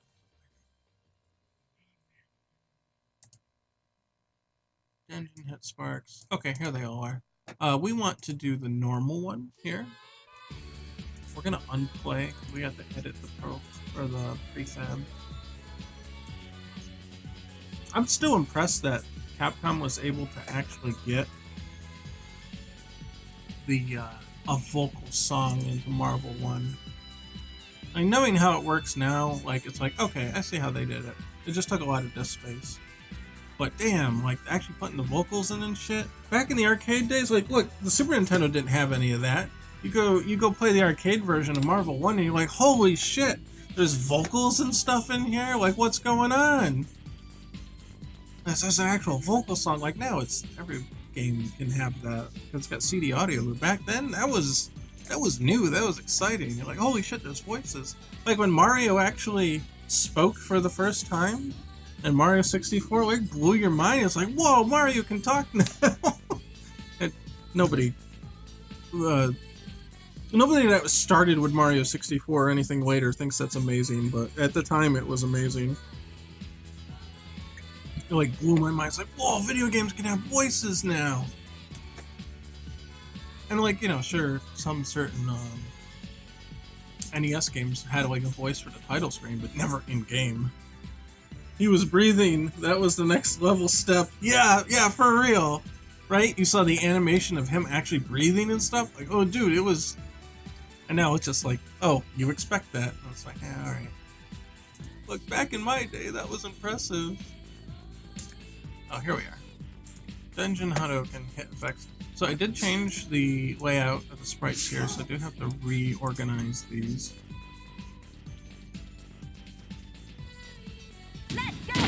Hey, who's that? Wadi Corral? Is that right?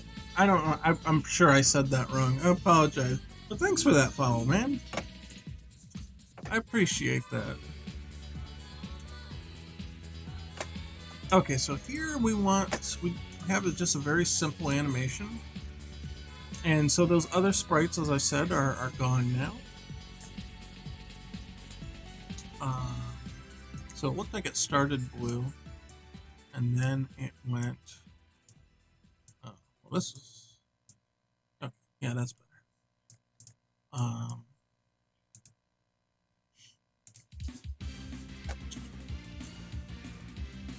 Okay, so I also want to reanimate this effect in a way.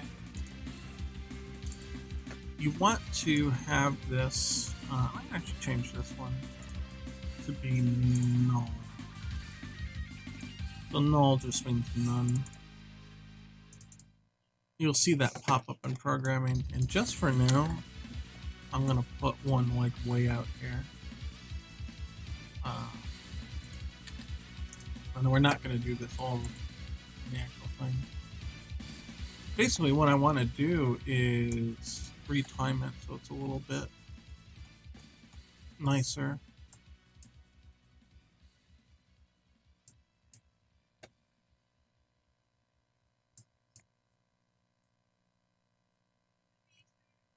I almost feel like a timing between those two would be best, but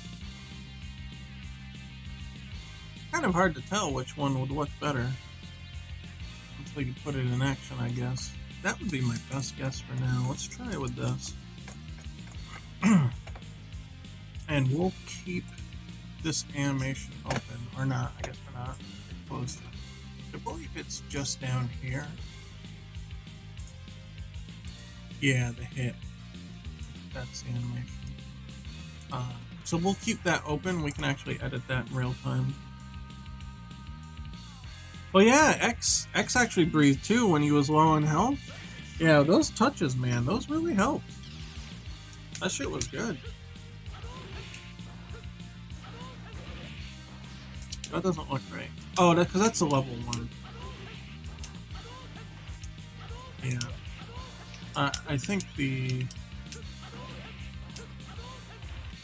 I'll be honest, I don't think it looks as good without the secondary color in there. I think it gets washed out really bad.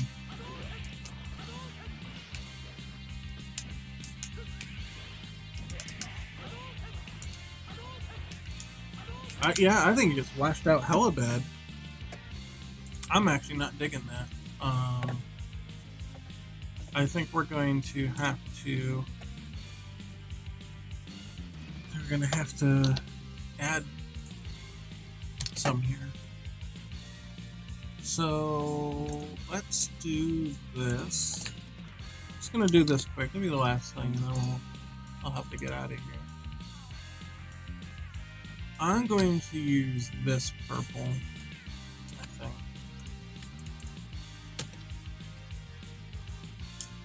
We could try to use that, but I think it wouldn't stand out as well.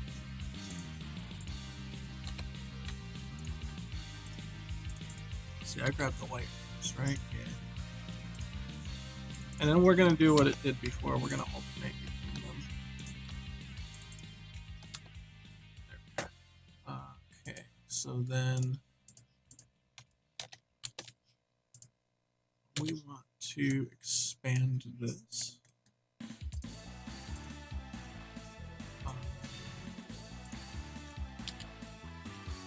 Needs more.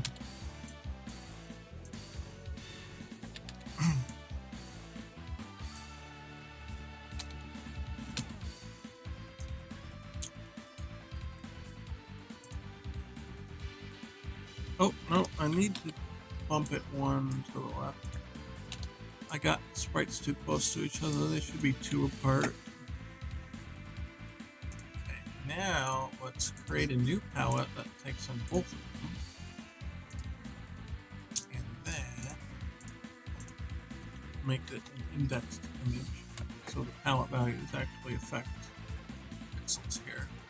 Yeah, I think this works better this way because the darker purple here is going to kind of ground the image. Or when it flashes, it gets a little too... The details get a little too muddy, and I think that's why it disappeared, so to speak, when we used it in game. You're a Roblox developer. See, I've heard the name Roblox before, but I'm not sure exactly what it is. Is it a full thing like Unity? I've never looked into it. I've just been kind of tunnel visioned on the Unity. Yeah,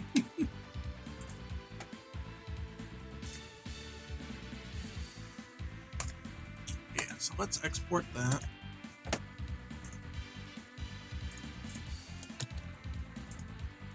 And go here.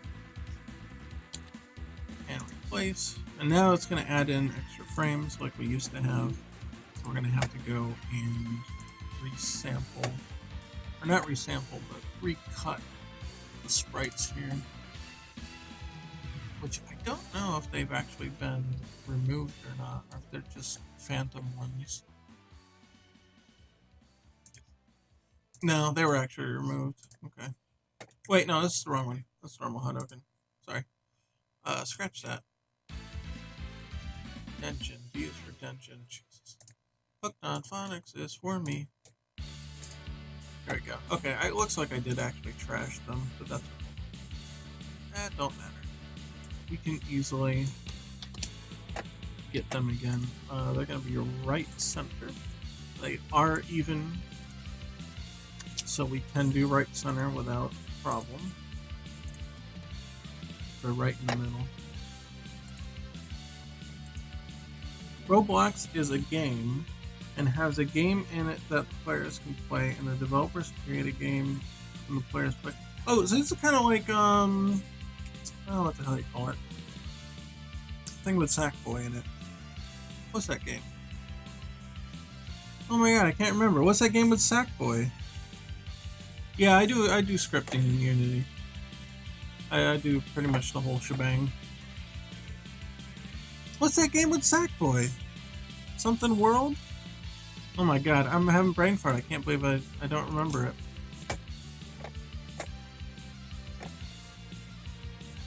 I forget what it is, but like you can basically build your own shit in it. Is that kind of what that is? Or is it more detailed than that? Let's load this again. See the preview.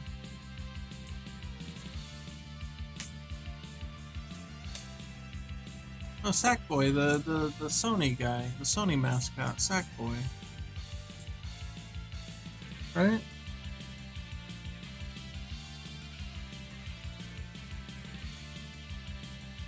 I think we're talking about two separate things.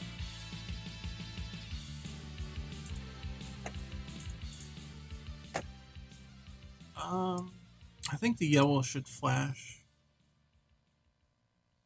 first. No, actually, we should reverse that. It should be purple and then yellow.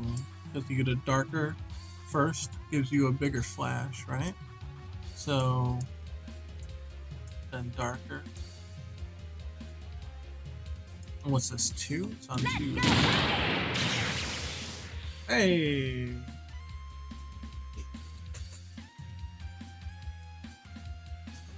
Alright. I know I'm not going to pronounce this right. The first part of your name looks like monkey, but with an X instead of an O. So I'm just going to say monkey, or monksy. And then yeet, is that yeet is yeet, or is that YouTube? Monkey yeet? Is that what it's supposed to be? Alright, I know I'm ruining it. I know I'm ruining everything, but I just can't help it. YouTube. Is it YouTube? Monksy YouTube? And then it's gonna go back to purple. So it's gonna like an electrifying effect here. Let's see what this looks like, because who knows? Oh, it does look kind of cool. Okay, maybe. Might be okay with this.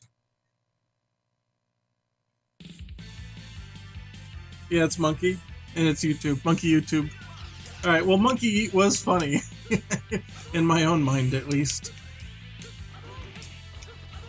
Oh, I don't like that either. Might be hard to see at low FPS, but... Alright. What I'm gonna do... I think that I don't know, I think the yellow's flashing too quick, and the flickering might be killing those frames, where I might not be seeing them, so I'm gonna bump the yellows to 2 frames. Jesus. This was supposed to be a small add-on, and now it's turning into a thing.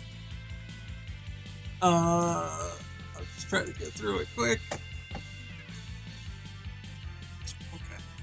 So I might put this one here. And then yellow, purple, yellow. Wait, why is this one? Hold on, it's messed up. The animation's messed up. Okay, that's part of why it wasn't looking right. Yeah, that's supposed to be that. And this is also supposed to be that. Okay, that might have been part of the problem, but I think the yellow is also getting eaten by the flicker. I animate what I can with my limited ability out of necessity, if that makes it any easier to understand. I'd be really hard pressed to call myself an animator, even though I do some animation. But it's not my first skill, put it that way. So yes, somewhat, kinda. I still don't like it. There's something about it I don't like it. I'm thinking I might have to use the secondary colors. So this is a fan game based on Street Fighter and King of Fighters. But yeah, I did all the programming. Alright, 99% of the programming. did have small code contributions. I handle the art direction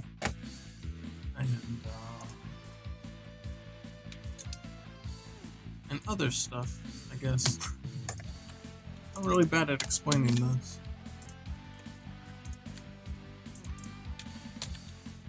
Okay, let's try this. I think this is gonna look a lot better. Oh, did I have the wrong? Oh no, it's the same color. That's fine. I don't know. Maybe this will work? I don't know. Something don't feel right about this. Would I change?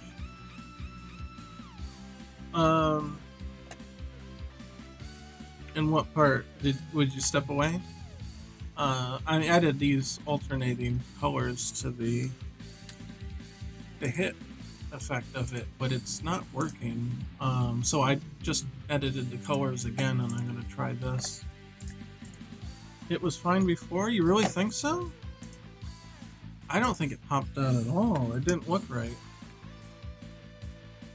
It didn't look right to me.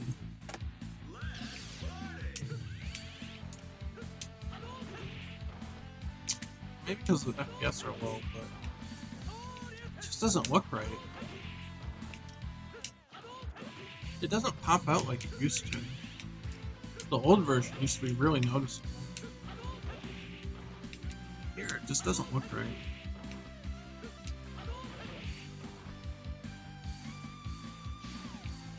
Oh, the colors, originally, before we started monkeying with it, the colors were the old effect colors. They were not the ones for the new Hadouken. They were a different set of colors. Yeah, the hit spark part. Yeah, that's the part. It's just not popping out for me. It's not doing its job. Like, it's not terrible, but it just doesn't look quite right.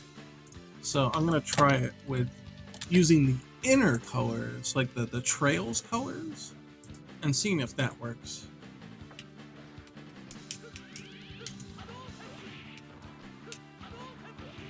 I'll be honest, it's noticeably different, but I'm not sure it's much better. What PC or laptop do I use? I built my PC. Picked out parts and built it. Long time ago at this point.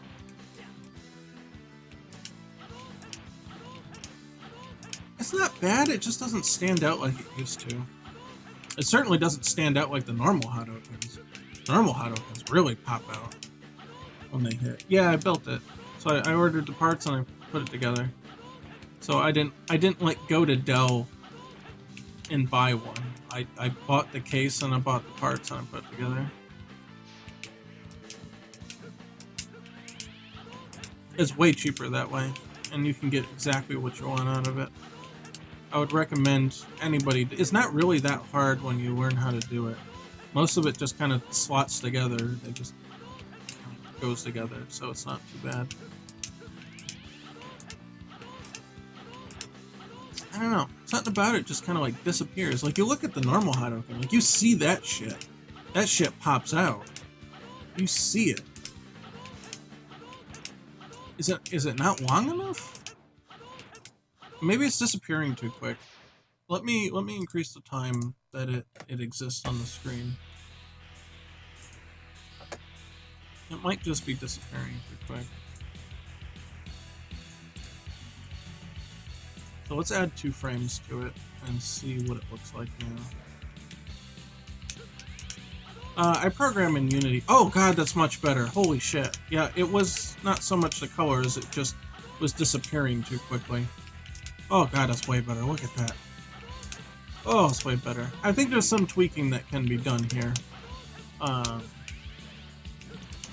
oh god, that's way better. Holy shit. Yeah, I'm programming in Unity, and I animate and do pixel art in ASprite. It's not free. Unity is free at least, but this is not free. It's like $15. It's worth it though. I used to use Pixel, P-Y, spelled with a P-Y instead of a P-I. Oh god, yeah, that looks way better. Holy shit. Okay. That was the problem. All right, and the last thing I'm gonna do is test it in full frames per second, and then that's it. I'm getting out of here. I gotta go to bed. Let's build it. Sweet fast. Yeah, and then other programs like I use XSplit to stream. And that's the big stuff. I use Audacity for any sound work, although I don't do much sound work. But if I need to format or cut a sound effect, I'll use Audacity. That's free as well. I like to use free tools. Free tools are good.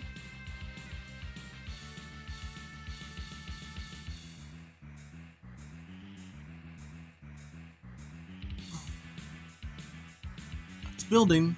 Come on. It's building. Let me start closing some stuff. Close that.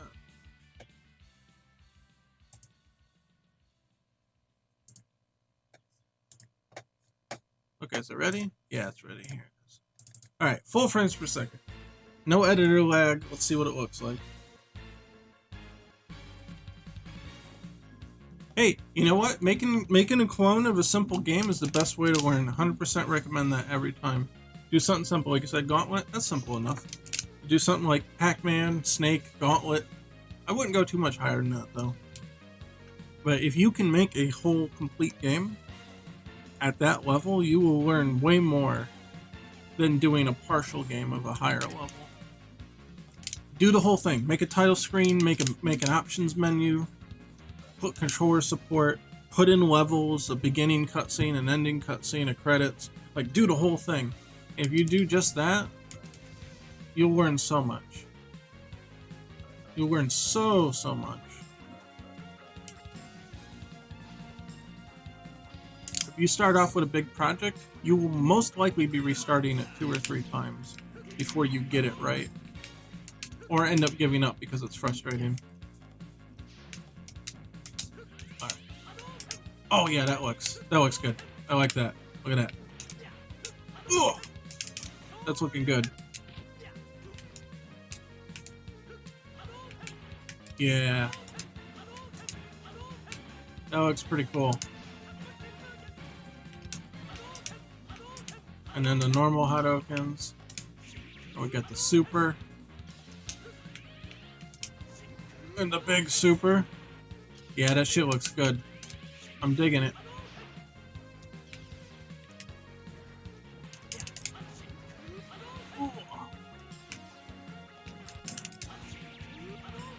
Yeah, I'm digging it. I'm digging it. It looking good.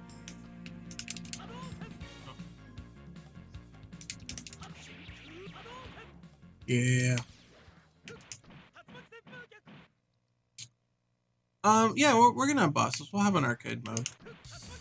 And we'll have, you know, a common SNK or Street Fighter boss. But I think having secret bosses is necessary, just for the hell of it. But that will be, of course, like, you know, down the road. You have to get normal mode and then add the secret boss later. I don't know. I think, like, just standard Akuma, or Shin Akuma, rather, would be the best use of resources. Oh yeah, this version, by the way, the fully charged one has the old colors on them. So that's not representative. It's only the partial charged one. Yeah, that's a lot better. A lot better than it was.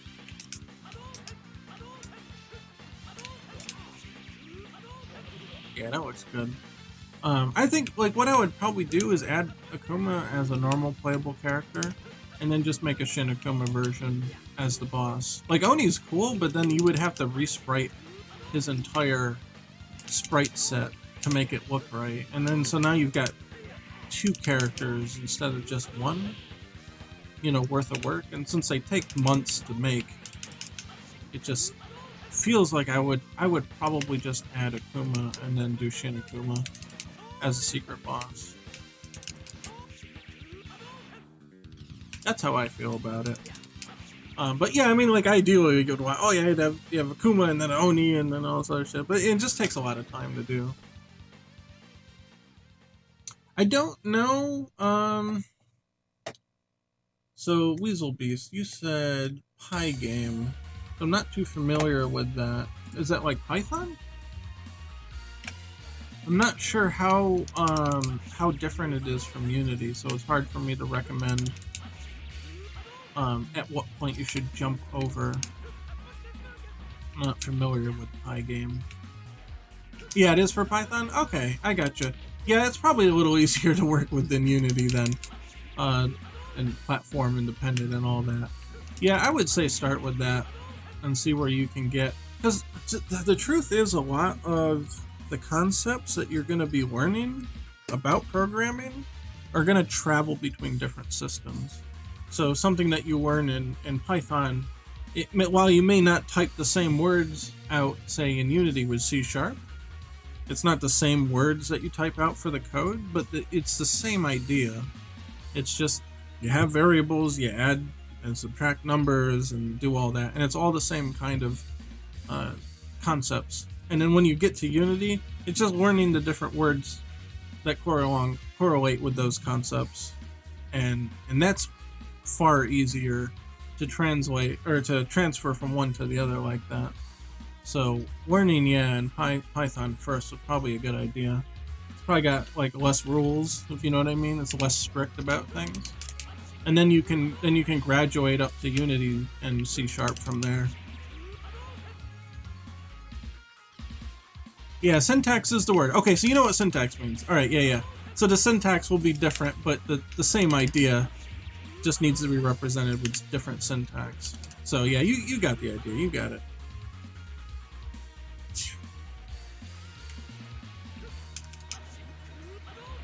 Alright.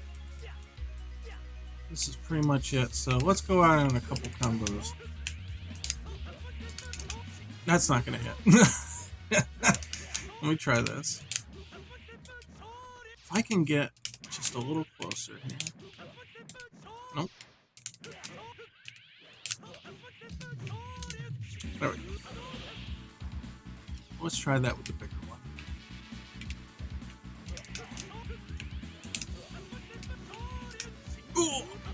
Oh, get him! Oh, hit the reset button.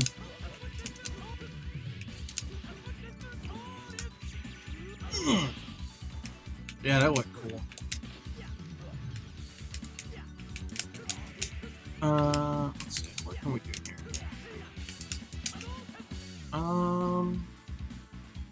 That's not gonna reach, is it?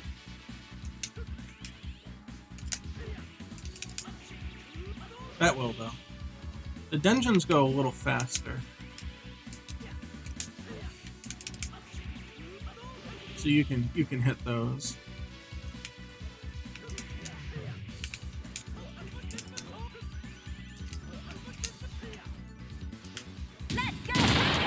Hey! Hold on, I'll check that one in a second. Ah, it's too far away. Oh, it's Whistle Beast. Thanks. Thanks for the follow, man. Oh, that's gonna get him. Oh, dude, that was such a deep DP. Oh shit, that like lifted him off the floor.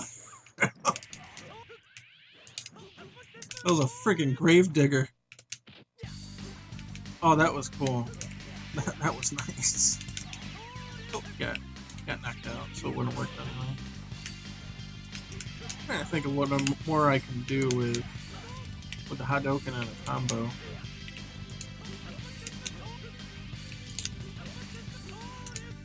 Yeah, there's that one, but how about this? Ooh, nope. If I use the level 3, that might work. Because it's taller. Oh, shit. Missed it. Oh, shit. No. Hold on. Nope. Man, this one's tough. You gotta get it at the right angle.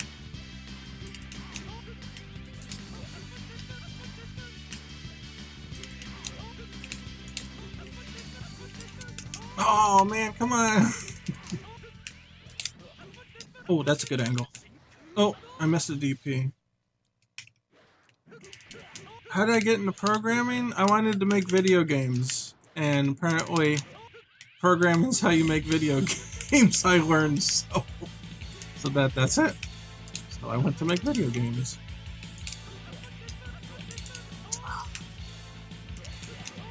This combo is hard. Oh no, come on.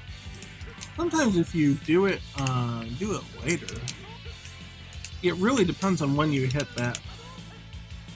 When you hit that second Tatsu, or the first Tatsu. Oh, it doesn't work, man. Come on.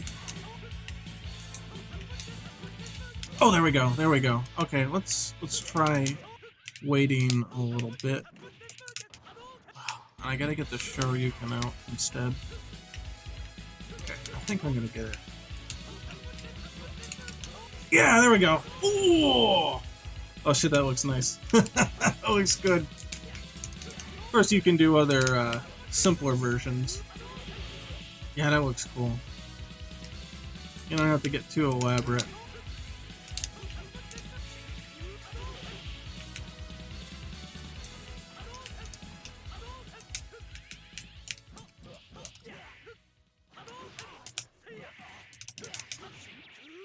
Yeah, I got into programming because I wanted to make games, and I started with a program called Multimedia Fusion, which is still around today. Now it's called QuickTeam Fusion, but it was just events editing, I think is what they call it. It wasn't actually scripting, and then I found out that that was not good enough. And oh no, I killed the chat window instead. I had chat window highlighted. Hold on, I'll bring it back. I can see on my other monitor though, so I didn't lose any messages. But that's funny. It destroyed chat. Damn it!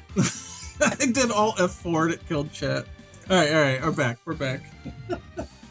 That's pretty much it. And then that led me to learn C++ and killed all of us. Yeah, that led me to learn C++, and I did some games. I tried to make a couple fan games. I got in over my head, and because I didn't make a small game first, that's why I'm telling you all to make a small game first. Because don't do the same thing I did and be like, oh, I'm gonna make a giant Castlevania fan game, and that's gonna work out. No, that didn't work out. It didn't work out at all. But I did learn a hell of a lot. I learned a lot doing that. But it didn't end up in a finished product. And then I did work on, well, started a studio, and we produced 2 mobile games, Hamster Drop, Nectar Rush, and then I learned a hell of a lot from that. See, now those were smaller games that we're able to complete, and that's where I really learned a lot. And selling games is tough, so we're not doing that right now. Yeah, selling games is really tough, and it's a tough market out there, and that didn't quite work out. So now I'm making fan games on my own again. If you understand what I mean. But screw it, I always wanted to make this game anyway, so I'm gonna make it, damn it. And then maybe I can use pieces of this game to make an original game later. So that's my programming story. That's my life of programming. It's tough out there, kids. It's real tough. We're still here. We're still here kicking. Yeah, anyway, alright. That's pretty much it for now. I'm gonna tinker more with getting all these effects up to date throughout the week. And so by this time next week, we'll be able to you'll be able to see them. Let's see. I'll try to mold this file. Okay, this looks right? And then here's the original. Yeah, before we added the stuff to it. That looks so much better with that inner core. Okay, I'll save that. And yeah, that's pretty much it. So, I gotta go to bed. I gotta get out of here. It's way too late. Jeez, did I really go 40 minutes over? I do this every time, right? So anyway, schedule. Tuesday, Amber plays something. I don't know what she's gonna play. But she wants to play something. And then Thursday, I'm gonna play something, and likewise, I have no idea what I'm gonna play. We're playing on Sundays. We're playing Link to the Past on Super Nintendo, The Legend of Zelda, the old one. You stop counting over time. I've noticed that. I'm trying to reel myself in. I'm trying to not do the oh, oops, I went 2 hours over. I'm trying to pull myself in just a little bit. I want to keep these around between 2 and 15 minutes over, maybe, if I can keep myself from going too far over. I should really just say that I'm going to do an hour and a half, and then I'll always end up at 2 hours, right? It's perfect. I'll just account for the fact that I won't stop. And then I'll stop around a half hour later. That's how it works, right? Just trick yourself into doing the right thing. I don't know. Yeah, I'm not really sure what I'm going to play on Thursday. I haven't given it much thought yet, but it'll be some kind of platformy, action-y game. I don't know. I feel like playing the Mega Man X's, but we just did that this past year. So, I don't know. Maybe I'll find something new Mega Man to play. We'll find out. And then Sunday we're going to continue Legend of Zelda: Link to the Past on the Super Nintendo. Really good. I've never actually beaten it because my cartridge had a bad battery. But Amber's got a cartridge that has a good battery. And I'm looking at them like, wait a minute, this isn't my copy? And it's like, oh, she has it too. I'm like, oh shit, we can play this now. So I don't think we're going to finish it next session. Maybe? I don't know. It'd be a stretch. I kind of expect it to go for 2 more days, but we'll see. See what happens. Anyway, they're all at 8 p.m. Eastern Standard Time. If you want to come hang out with me on those days, then come on back. It would be much appreciated. I do have Mega Man Battle Network, but it is such a long game. It would be really hard to stream that. That would take months to finish. It's so long. Mega Man Zero is short, though. Yeah, maybe we can do Mega Man Zero. I don't think I've done any of those on stream. Yeah, that sounds pretty good, actually. I do have the Zero collection, so I should be able to get that hooked up. Yeah, because those are good ports, actually. They've actually ported it with the code. They didn't emulate it, which is really cool. But anyway, I can talk more about that on the day. And yeah, that's pretty much it. Everything starts at 8 p.m. Eastern Standard Time. We got a Discord. If you're looking at this, watching this on YouTube, you won't see the link in chat. I guess if you're here too, you won't see the link in chat because my chat bot died and won't respond. Alright, the link's down below either way, whether you're here on Twitch or watching on YouTube or Odyssey or whatever. The link's down below. We got Discord channel. You can bug me throughout the week. Please don't bug me too much. If I get 100 tags a day, I'm just gonna put everybody on ignore, alright? No, that's fine. Come in, you can ask questions. If I see it, I'll pick it up. We're on YouTube, obviously. If you're watching this on YouTube, you know that. And all the links down below. So the last link we've got is Patreon. And I've got names to read out. So these are the supporters of the show and the things that I do, my personal efforts and things. So we got Zombie Killer, Miguel Tabasco, Angel, Wakened Emperor, Bryce Nagalingam, Charles E. Baldwin, Corporal Chungus, Mike Cruz, Omega Keo, Rudy Luis, Karen Williams, Ben K, D-Money107, LD Walker, Miles Griffin, Uncle Roy, thanks Uncle Roy, and AJ. Well, thank you guys very, very much. Ask him about breakfast, lunch, and dinner? Wait, what does that mean? Breakfast, lunch, and dinner? Speaking of which, I need to eat dinner. I haven't eaten yet. I guess did I just have lunch? I had breakfast and lunch, but that was it. Anyway, yeah, I'm getting out of here. Whatever. You guys are trying to keep me for another hour. It's not going to happen. I'm on to you. So I'll see you guys next time. Come back and hang out and bring a friend if you would. And that's pretty much it. So I'll catch you guys later and scrub out.